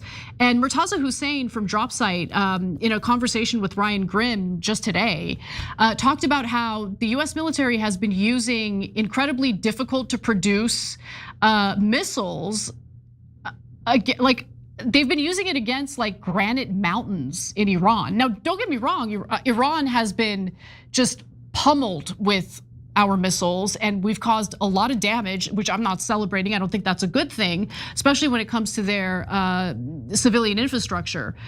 But the ham-handed way in which this war is being carried out does not bode well for US national security, because what it's kind of projecting on the global stage, Glenn, is that what was making us a global power was the perception of our strength, but we're not really that strong. I mean, Trump gave up on fighting the Houthis not too long ago. I mean, we couldn't fight a proxy of Iran. What makes Trump think that you're gonna be able to beat Iran militarily in a direct conflict? Like, it's crazy. You know, one of the things that I think has not gotten anywhere near the attention it's gotten, and it's because our government operates in total secrecy. The national security state in particular is fortified with all kinds of anti-transparency mechanisms. They punish people who talk to reporters about these things. But if you have any contacts in the national security world at all, you know that, for example, even last year, when the Israelis stopped their war with Iran, that the United States briefly joined for that one night, but was of course a participant. I'm talking about the last war in 2025. The reason the Israelis had to stop that war, short of achieving their goals, was because they had to. They were running out of anti-missile defense systems and leaving Israel increasingly vulnerable. And not just Israel, but also those other Gulf state dictatorships. The US has been handing those out to Ukraine, had been using all kinds of them to protect Israel over all these years during the destruction of Gaza. And they're very difficult to produce. They take years of manufacture. And it's unbelievable because we all know these statistics that we spend, you know, now Trump wants to spend $1.5 trillion. We've been spending close to $1 trillion every year in the military for a long time. You know, all the statistics, 4 times more than any other country, more than the next 18 countries or 14 countries combined, depending on what it is. And yet we don't have munitions to even give to Ukraine. We don't have anti-defense systems or Patriot systems. We have to take them from South Korea and other places to which we had promised them and still don't have enough. It is amazing that despite how much we spend on our military, one of the reasons why we haven't been able to defeat Iran, which is at best a middle power, is because, well, I guess in part it's because the Americans won't accept ground troops in Middle East countries, given the horrible history of those over the last 25 years. And that really hamstrings your ability. But also, you know, it's probably a saving grace for Trump that that's the one thing preventing him from really getting sucked into a protracted conflict with thousands of casualties on American soldiers. But also, we just don't have the equipment. We built a military that Raytheon wanted, that enriched General Dynamics and Boeing, but that really didn't prepare for the kind of warfare that we've been seeing, for example, Ukraine and Iran, Russia fight, or that Iran uses with drones. We've built these gigantic battleships and these very advanced, you know, fighter jets that really aren't usable or don't have much utility in the current expression of modern warfare. American taxpayers have totally been swindled by our Pentagon, by these defense contractors. And, you know, despite all that spending, which has sucked us into a tremendous amount of, you know, federal debt, we're not safer.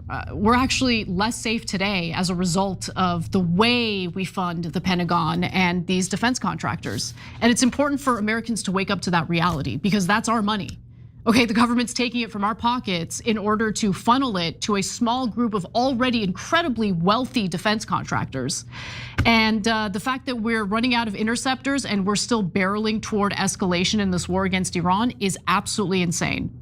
Now, when we come back from the break, we're gonna switch gears a little bit because, well, Glenn had some choice words for Van Jones on X, which I particularly enjoyed, but it's worth getting into Van Jones's complaints against a faction of the left and what it says about the machine, because Van Jones is was very different from how he's presenting himself today. Glenn will get into that and more when we return.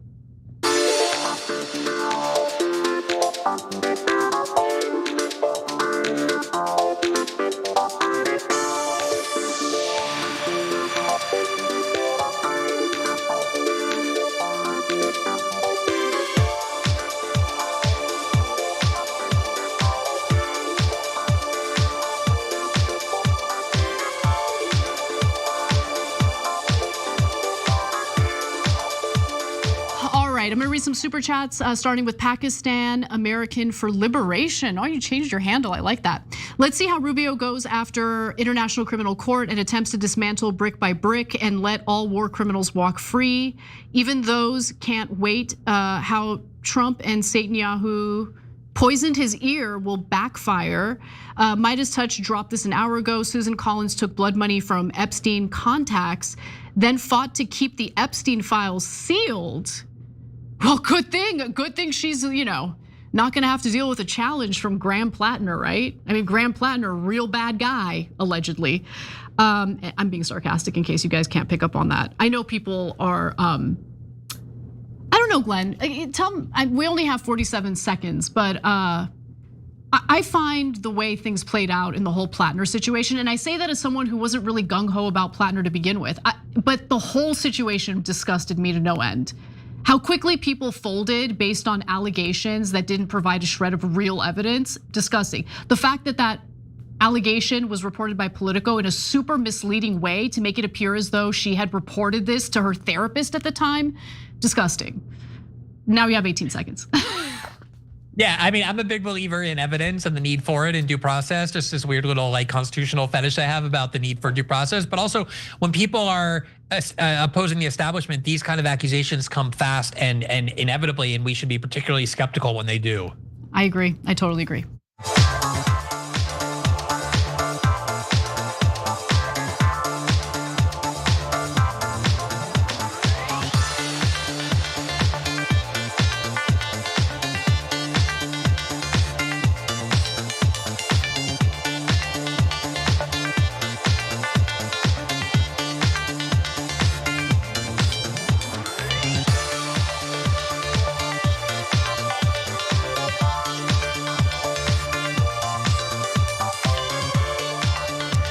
TYT, Anna Kasparian and Glenn Greenwald with you. Well, Glenn had some statements about Van Jones on X that caught our attention. And I think it's worth talking about the, I don't know if you want to call it evolution of Van Jones, the regression of Van Jones, who knows? Van Jones, though, a frequent contributor over at CNN, not very happy with the far left flank of the Democratic Party. Take a look. I am tired of a set of people on the very far left in the Democratic Party, my party, telling us that in order for us to be progressives, we now have to believe ideas and support ideas that are completely nuts. I am a progressive Democrat. In other words, everything that's good in our party, I believe in, have believed in for a long time. Well, the Democratic Party is reckoning with a full-on civil war as Democratic Socialists of America insurgents face off against more centrist Democrats / conservative Democrats. And over the weekend, Van Jones jumped into the fight, declaring that he wants to save his party from far left Democrats. Now, before we proceed, I just want to note, I have my own disagreements with the far left, which has obviously led to a lot of backlash against this show, which I'm willing to take on because I want to be honest with my audience about where I stand. That being said, I respect the will of the people, and if voters in, let's say, New York City favor policies from the Democratic Socialists of America, who the hell am I to try to crush them? Now, Van Jones puts out this video, and we should hear more about what Van Jones supports as well as what he does not support. Do I want universal health care, Medicare for all, whatever you want to call it? Absolutely. If you are sick, you should be able to go see a doctor. That's a good idea. I want free education for everybody as long as they want to keep learning. I think that's a good idea. The Green New Deal, I'm the author of the Green New Deal. The Green New Deal is my phrase from my first book in 2008. There's nobody more committed to criminal justice reform than me, ecological solutions, the whole deal. These are our ideals as progressives. We should fight for them. We need them now more than ever. But what does that have to do with supporting Hamas? What does that have to do with putting up candidates who say we should have no police, no prisons, we can't deport anybody, even if they commit rape or murder. Israel shouldn't exist. These are terrible ideas. These are awful ideas. Where did these ideas even come from? If we want people to join this party, when people come to the party, you want to give them a wonderful punch bowl of wonderful ideas like this. Who is putting the poop in the punch bowl? Okay, now, he specifically points to Daria Lisa, who won the Democratic primary in New York. And just to be clear, she has definitely said things that are incredibly radical, far, like way to the left of where I stand on those issues. I do not want to abolish police, for instance. But again, I think it's important to talk a little bit about where Van Jones used to be and where he ended up. And Glenn Greenwald did call him out on that. So he writes that in 2009, Jones was forced to resign from the Obama administration after 6 months because Fox News and establishment Democrats denounced him as the radical left due to his prior support in the 1990s of Mumia Abu Jamal, calling a GOP member an a-hole, allegedly signing a petition suggesting Bush did 9/11, etc. That's when he realized that wealth and celebrity awaited him only if he were willing instead to transform himself into a vehement defender and guard of establishment dogma, a useful tool for those who had just struck him down. Well, Glenn, I both appreciated your post on X because you're pointing to reality, but also at the same time, how do we address people like Van Jones while avoiding co-signing onto some of these more radical left-wing policies, right? Like, I'm not really interested in crushing these candidates. That's not like what I'm doing here.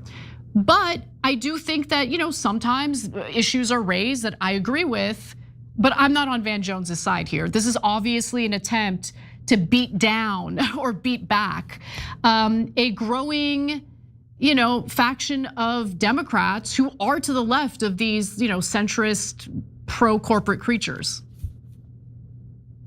Yeah, I think there's a lot going on. I mean, Van Jones, in order to demonstrate his bona fides as what he calls a progressive Democrat, that's what Hillary Clinton calls herself, by the way, as well. So it doesn't really mean all that much. But he said, "Oh, I'm for Medicare for all, and I'm for free education and free college, and I'm for all these great things." None of which are actually being fought for. None of which are actually on the table. None of which is even close to being voted for or implemented. So it's very easy to say you're for them as kind of like a checklist, just to put yourself in a certain box that's advantageous for you to be in to make an argument. And then conversely, the reason why these primary challengers are beating incumbent Democrats or Democrats favored by the establishment is not because most people woke up and decided they want to abolish prisons or abolish the police. This is not the motivating force. I'm sure, some leftists in New York really do believe in that. There are a lot of really fringe MAGA people or Republican Party elected officials who have views that aren't even close to being implemented. So we don't talk much about those, even though they're views that are way to the fringe. The reason why people are voting for these candidates are the things that Van Jones didn't mention, like foreign policy and war and financing Israel and its genocide, and the general perception that the Democratic Party joins hands with the Republican Party to favor corporate interest over working people. These are all things Van Jones didn't mention because those are all the things that he's defending and is really pretending that he's talking about certain issues like abolish ICE or open borders that most Democrats, even the ones on the furthest left wing of the Democratic Party, don't actually favor. Now, I have a very similar trajectory to you. I have had my own wars with the left, to put that very mildly. I have my own critiques of people who are in this DSA faction. But one of the reasons why I was more open than I ever had been in my life or ever thought I would be to working with people on the populist right, like Tucker Carlson and Marjorie Taylor Greene and those people, isn't because they suddenly abandon all their views that I disagree with. You ask Marjorie Taylor Greene what she thinks about immigration, and she's going to be much harsher than I am, or other kinds of issues like that. Same with Tucker Carlson. But on the issues that are actually on the table, like should we be going to war in Iran? Should we be bombing the Houthis? Should we have military bases throughout the Middle East? Should we be spending $1.5 trillion on our military to fight foreign wars? Should we fund Israel? I'm in agreement with with them. And so I'm willing to join hands with them or anyone in the DSA in order to advance those really critical causes that are actually being fought. So there's so much cynicism in what Van Jones is saying. Obviously, I can't stand a lot of the woke discourse and views that a lot of people in DSA have. I have had my own wars with them, just like you have. They've been at war with me for the same reasons. But that's not really what we're discussing. And then I just want to make this one other point. I was going to tell you this little story that I've never told before. In 2015, maybe 2016, I had breakfast with Ta-Nehisi Coates, and at the time I was just coming off the Snowden reporting. We had created the Intercept. I had all these like weird doors opening for me in the US, around the world, that I never thought I would have access to.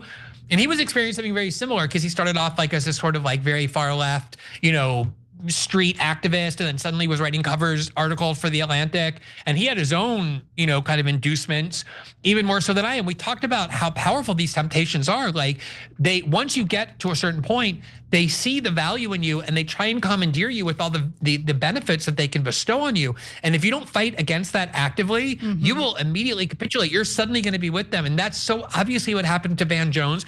He got this big CNN contract. He was suddenly meeting with top Democratic officials. He got $100 million from Jeff Bezos, big book contracts, all the things that happen to you if you're willing to then become a tool of the establishment and their bipartisan dogma. And he's just one of the most blatant cases of that. The last thing I'll mention is a lot of these DSA challenges, or just left-wing challenges in general, are removing from Congress and ending the political careers of the people in Washington who have the most influence and power. So people like Van Jones love these people, like AOC ended Joe Crowley's career. That was what made people so angry at her. And Darlene ran against a very popular Republican Democratic incumbent who was the head of the Hispanic caucus, Democratic caucus.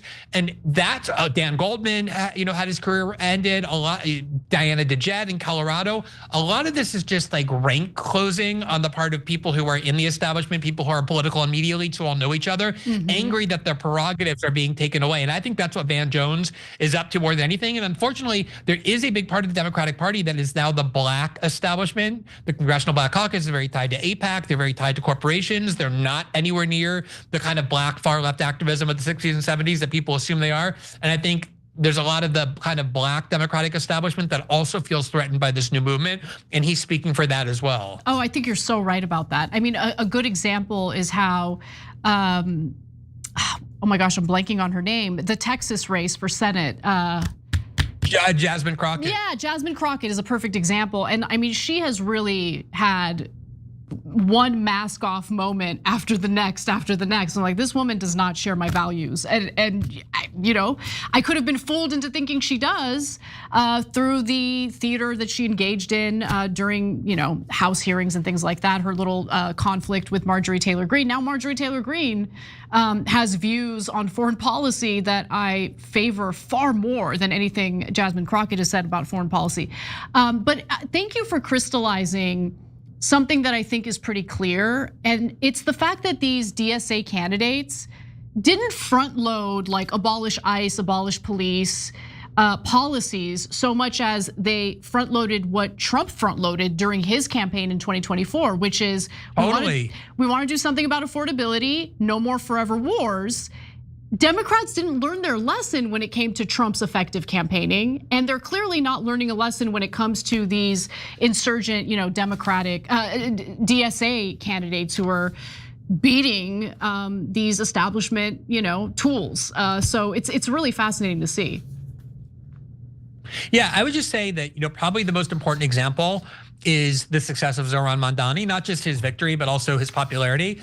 And one of the reasons, Anna, that I knew that even when he was at like 1% and back in December of 2024, the first thing I ever saw him do once he announced he was gonna be mayor is he went to the exact working class, multiracial neighborhoods in New York that had shifted most to the right or most to Donald Trump. A lot of those, like Black and Latino and immigrant neighborhoods that voted for Trump in larger numbers than ever they had ever voted for a Republican candidate.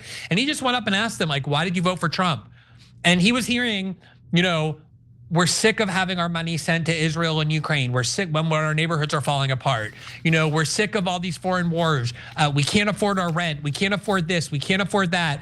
And he built his campaign around the things that he heard in part from Trump voters who should not be Republican Party voters. They should be Democratic Party voters, but they feel alienated from the modern manifestation of Democratic Party voters. He also then just talked about very kind of like cost of living and lifestyle issues for like small business owners and all the like misery they have to go through to get a business license, even if they're just like a vendor on a street selling, food on the side of the street in New York City. It was a very practical way to improve the material well-being of people's lives who have been ignored and forgotten by both parties. And I think that combined with Israel as a kind of proxy for how our politics work or don't work is what is driving this, not this kind of, mega wokeism or land acknowledgements or trans issues or, abolish the prisons. That's just kind of on the menu because that's what DSA activists believe in. But I don't think that's driving this movement that is not quite as ideological as they are anti-establishment for very valid reasons. Absolutely. And that's why people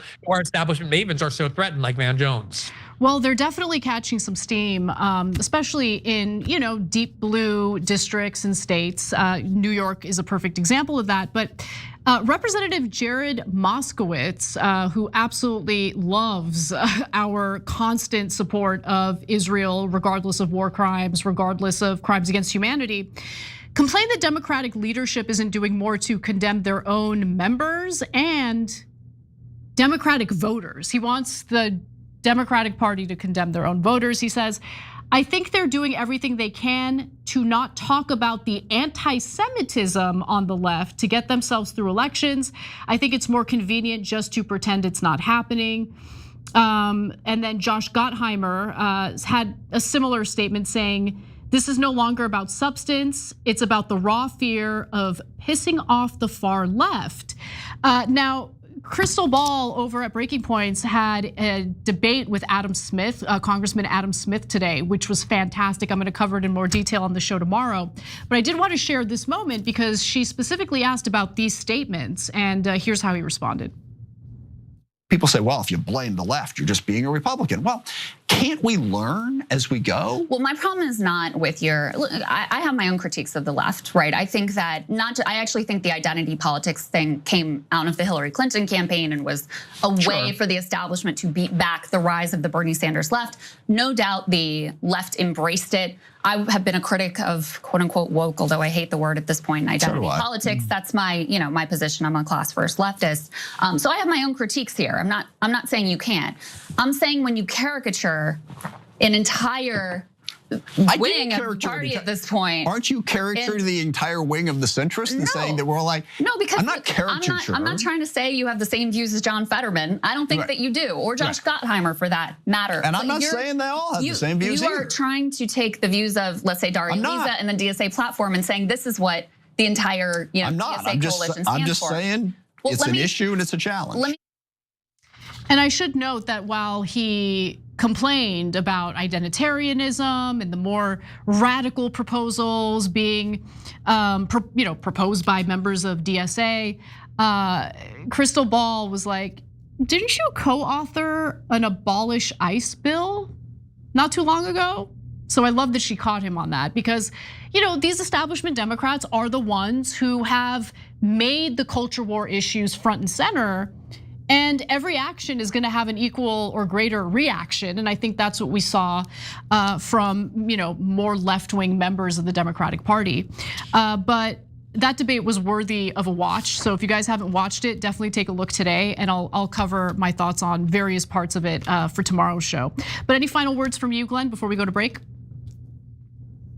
No, I watched that interview too, and I was just, what struck me is that he actually reached out to Breaking Points because he wanted to go and address these left-wing critiques of the establishment Democratic Party, which even 2 years ago would have been unthinkable. And I think it really shows the dynamic that he had to go and kind of defend the establishment position and sat there for 45 minutes doing so. And someone like him, especially, who has always been like Boeing's man in Congress, like on the military committees, would never have done that. But it shows the pressure that they're under, and I think that's very positive. It's fantastic pressure. And he went back on his support of Section 219 in the National Defense Authorization Act. Now, ultimately, it wasn't stripped from the NDAA, but it is what it is. It does show that pressure, if intense enough, does get these Democratic lawmakers to behave differently. Let's just put it that way. All right, we got to take our final break. When we come back, I want to give you an update on Section 219 and what just transpired in the House when it comes to the National Defense Authorization Act. Come right back.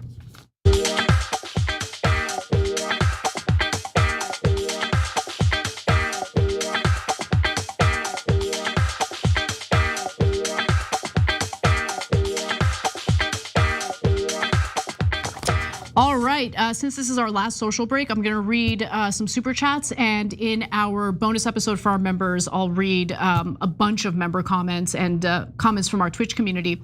YTP Renewed says, Israel is real, pun intended. I know what you're referring to. It was earlier in the first hour of the show. That pun was not intended. But as soon as I said it, I'm like, that sounded like a pun, but I don't want to distract from what I'm trying to say here.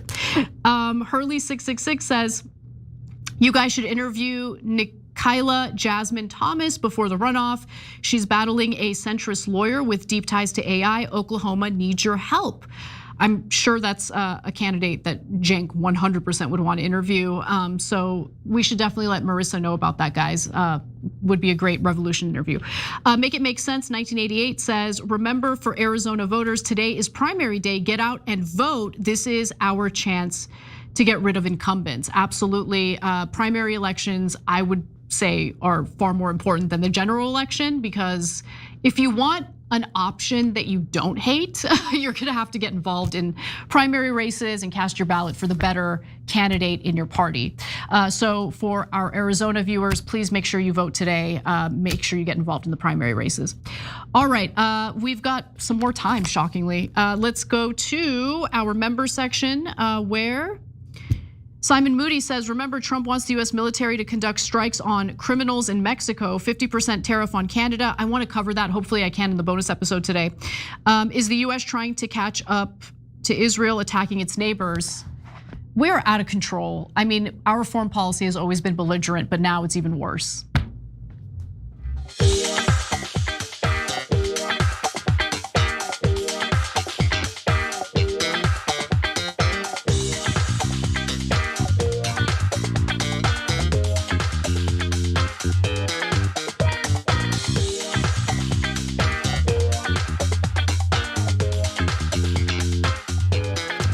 Welcome back to the show. Anna and Glenn Greenwald with you. Glenn, we've got some updates on Section 219, which is an attempt to merge the US military with the IDF, even as the IDF is carrying out war crimes. Another Israeli genocide scholar just came out with a piece recently doubling down on the fact that Israel and the IDF has committed and it continues to commit genocide in Gaza. And I want to talk a little bit about what House Republicans did today. Let's get into it.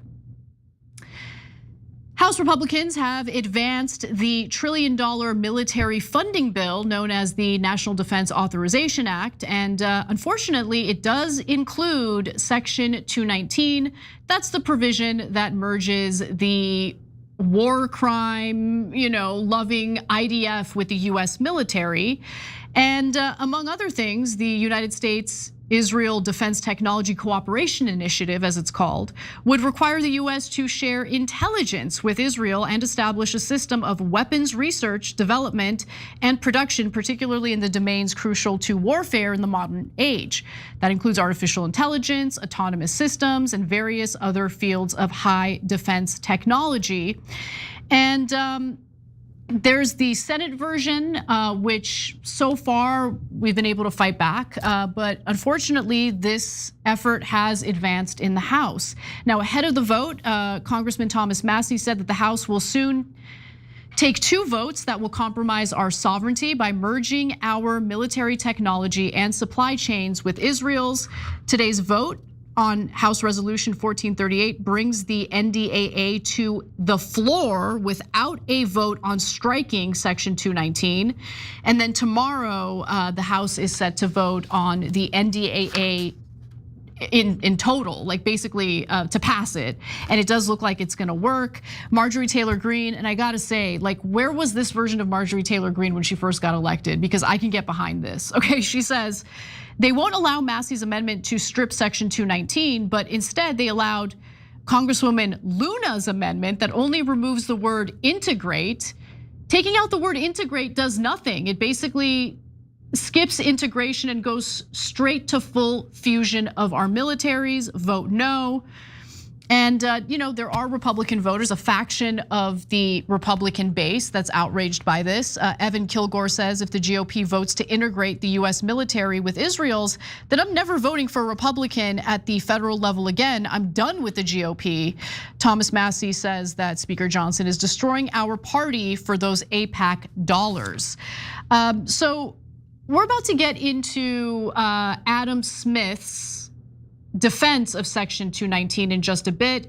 He is part of the Democratic leadership in the House Armed Services Committee. But before we do, Glenn, give me your thoughts on the likelihood of this provision actually passing, not just in the House where it seems like it will pass, but also in the Senate.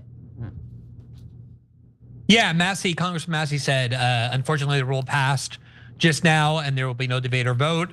And so he's basically saying it'll pass the House.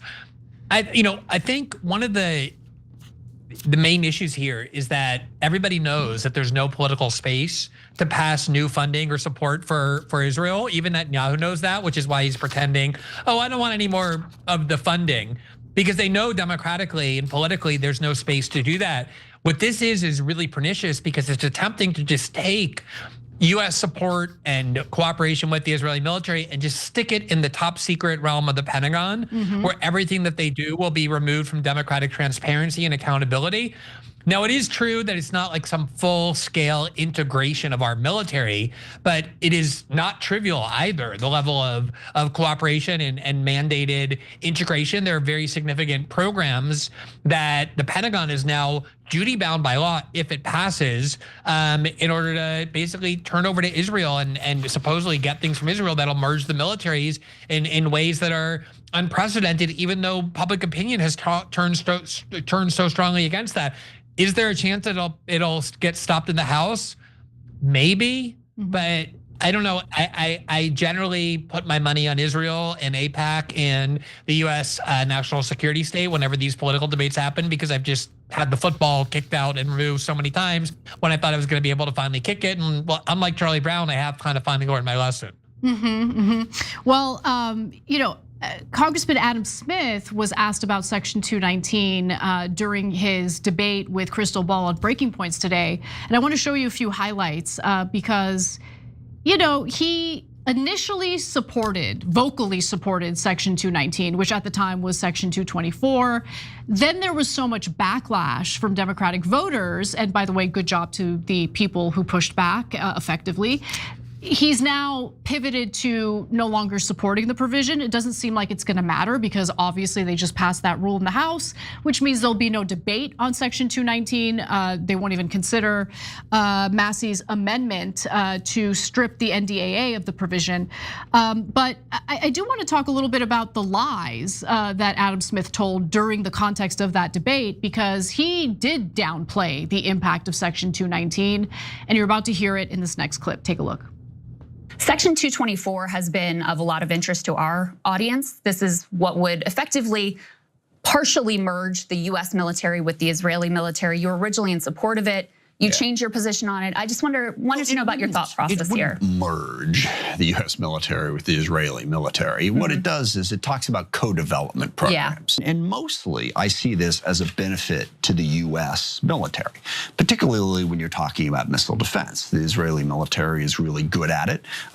They can help us develop those systems so that we have a better system. I think it's an incredible exaggeration to say that this would merge the US military, because out of thousands, literally thousands of programs, we would have 3, 4, maybe 5 or 6 that we were co-developing with the IDF. But you've changed your position now, correct? So, okay, there's a lot to unpack there. He totally downplayed what this provision would do. The House provision, along with the Senate version of the provision, which is known as Section 1217, would forbid the President of the United States from limiting intelligence sharing with Israel. The commander-in-chief would not be able to stop our government from sharing intelligence with a foreign. Israel is a foreign country. It's not America, even though we bankroll it. Okay, but by the way, Glenn, really we need Israel because they're so good with their missile interception technology? I was led to believe that we developed and funded their missile interception technology in the Middle East, but maybe I'm wrong. What do you think? I think this is why I got to the point where I just couldn't keep putting my faith in the Democratic Party, because as we talked about before the break, Adam Smith is someone who obviously felt compelled to go to breaking points, which he considers lowering himself to do, to talk to this kind of audience that's filled not with like far leftists, with kind of the AOC Bernie left liberal who's at the end of the day still a loyalist to the Democratic Party, will always vote for the Democratic candidate, to justify why the Democrats are getting better on things. And he kind of went there as an avatar of that. And yet here he is, as somebody who has spent decades in Washington, which is how he became the ranking member on this committee, to basically defending the fundamental foreign policy that is very bipartisan and longstanding in Washington, which is that Israel is our close ally. We work with them. And now they're trying to claim that the reason this has to continue is not because we want to keep subsidizing them, but because somehow we're the beneficiaries of their largesse, that we need them. This is all a complete and total lie to try and get you to forget about the fact that this is an apartheid state based on ethnic Jewish supremacy that is just engaged in genocide in Gaza, that is doing the same in the West Bank, that has stolen land from the Lebanese and the Syrians, that has induced the United States into this incredibly dangerous war in Iran, to be able to say, oh no, they're just a very high-tech country and we get benefits in this very limited way. This is the Democratic Party trying to show a better face for political reasons, to convince alienated leftists that they should still find space in the Democratic Party with their hearts, but at the same time making very clear that they will never alienate their main donor base, which is AIPAC and these big corporations and the defense contractors that have underwritten Adam Smith's career. As I said, he's basically Boeing's representative in Congress from Seattle, a deeply blue district, but can never get defeated. And you see here just how sinister they are. Like these lies that are being told to shift this very hotly debated issue out of the public view into the Pentagon, where it's forever shielded from challenger scrutiny. Now, Massie had proposed an amendment to stop funding Israel, including Israel's defensive capabilities. And the absolute meltdown that was obvious online shows you that Adam Smith is full of crap, because every pro-Israel pundit on X that day was like, oh, they want to see the destruction of Israel. They desperately need that almost $4 billion a year in military funding. Otherwise, Israel would be destroyed. So how do you square that circle? How does Adam Smith argue we need Israel? Without Israel, we're in a lot of trouble. We need their missile interception technology, which again, we developed and we fund. It's called the Iron Dome. We give it to them. We pay for it and we give it to them. It's our development. And also, Adam Smith he said in this interview repeatedly, oh, I voted for the Massie Amendment. Of course he voted for the Massie Amendment because it had no chance to pass. He's running for re-election. He has not a very formidable primary challenger, unfortunately, but he has one. And this is the Democrats trying to cast. I've seen them do this for decades as well. I watched them in the Bush years constantly pretend that they were going to vote against the most controversial war on terror policies, and they would always have just enough votes to give the Republicans and the Bush administration what they needed to pass. And as many Democrats as were politically vulnerable and needed to vote no would vote no, knowing that it would never mean anything or change anything.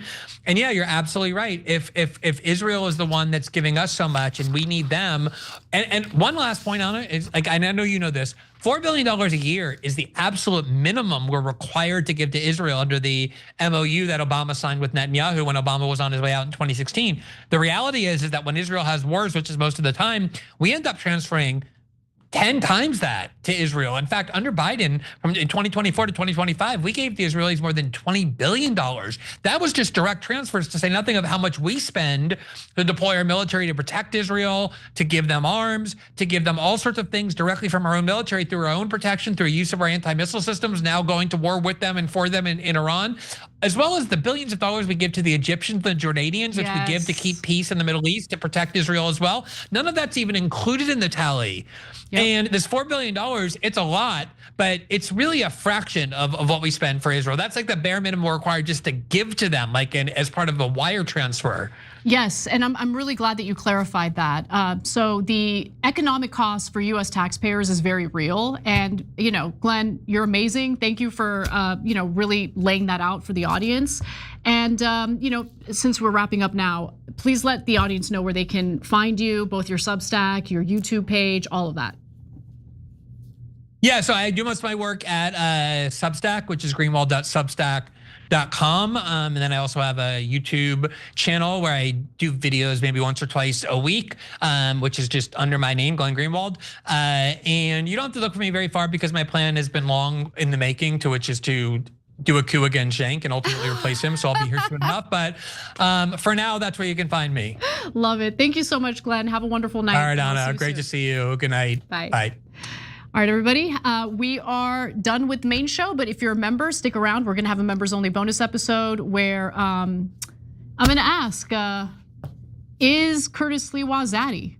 I know that sounds weird, but it's a real question. We will be back with the bonus episode for our members, tyt.com/join to become one. We'll see you there.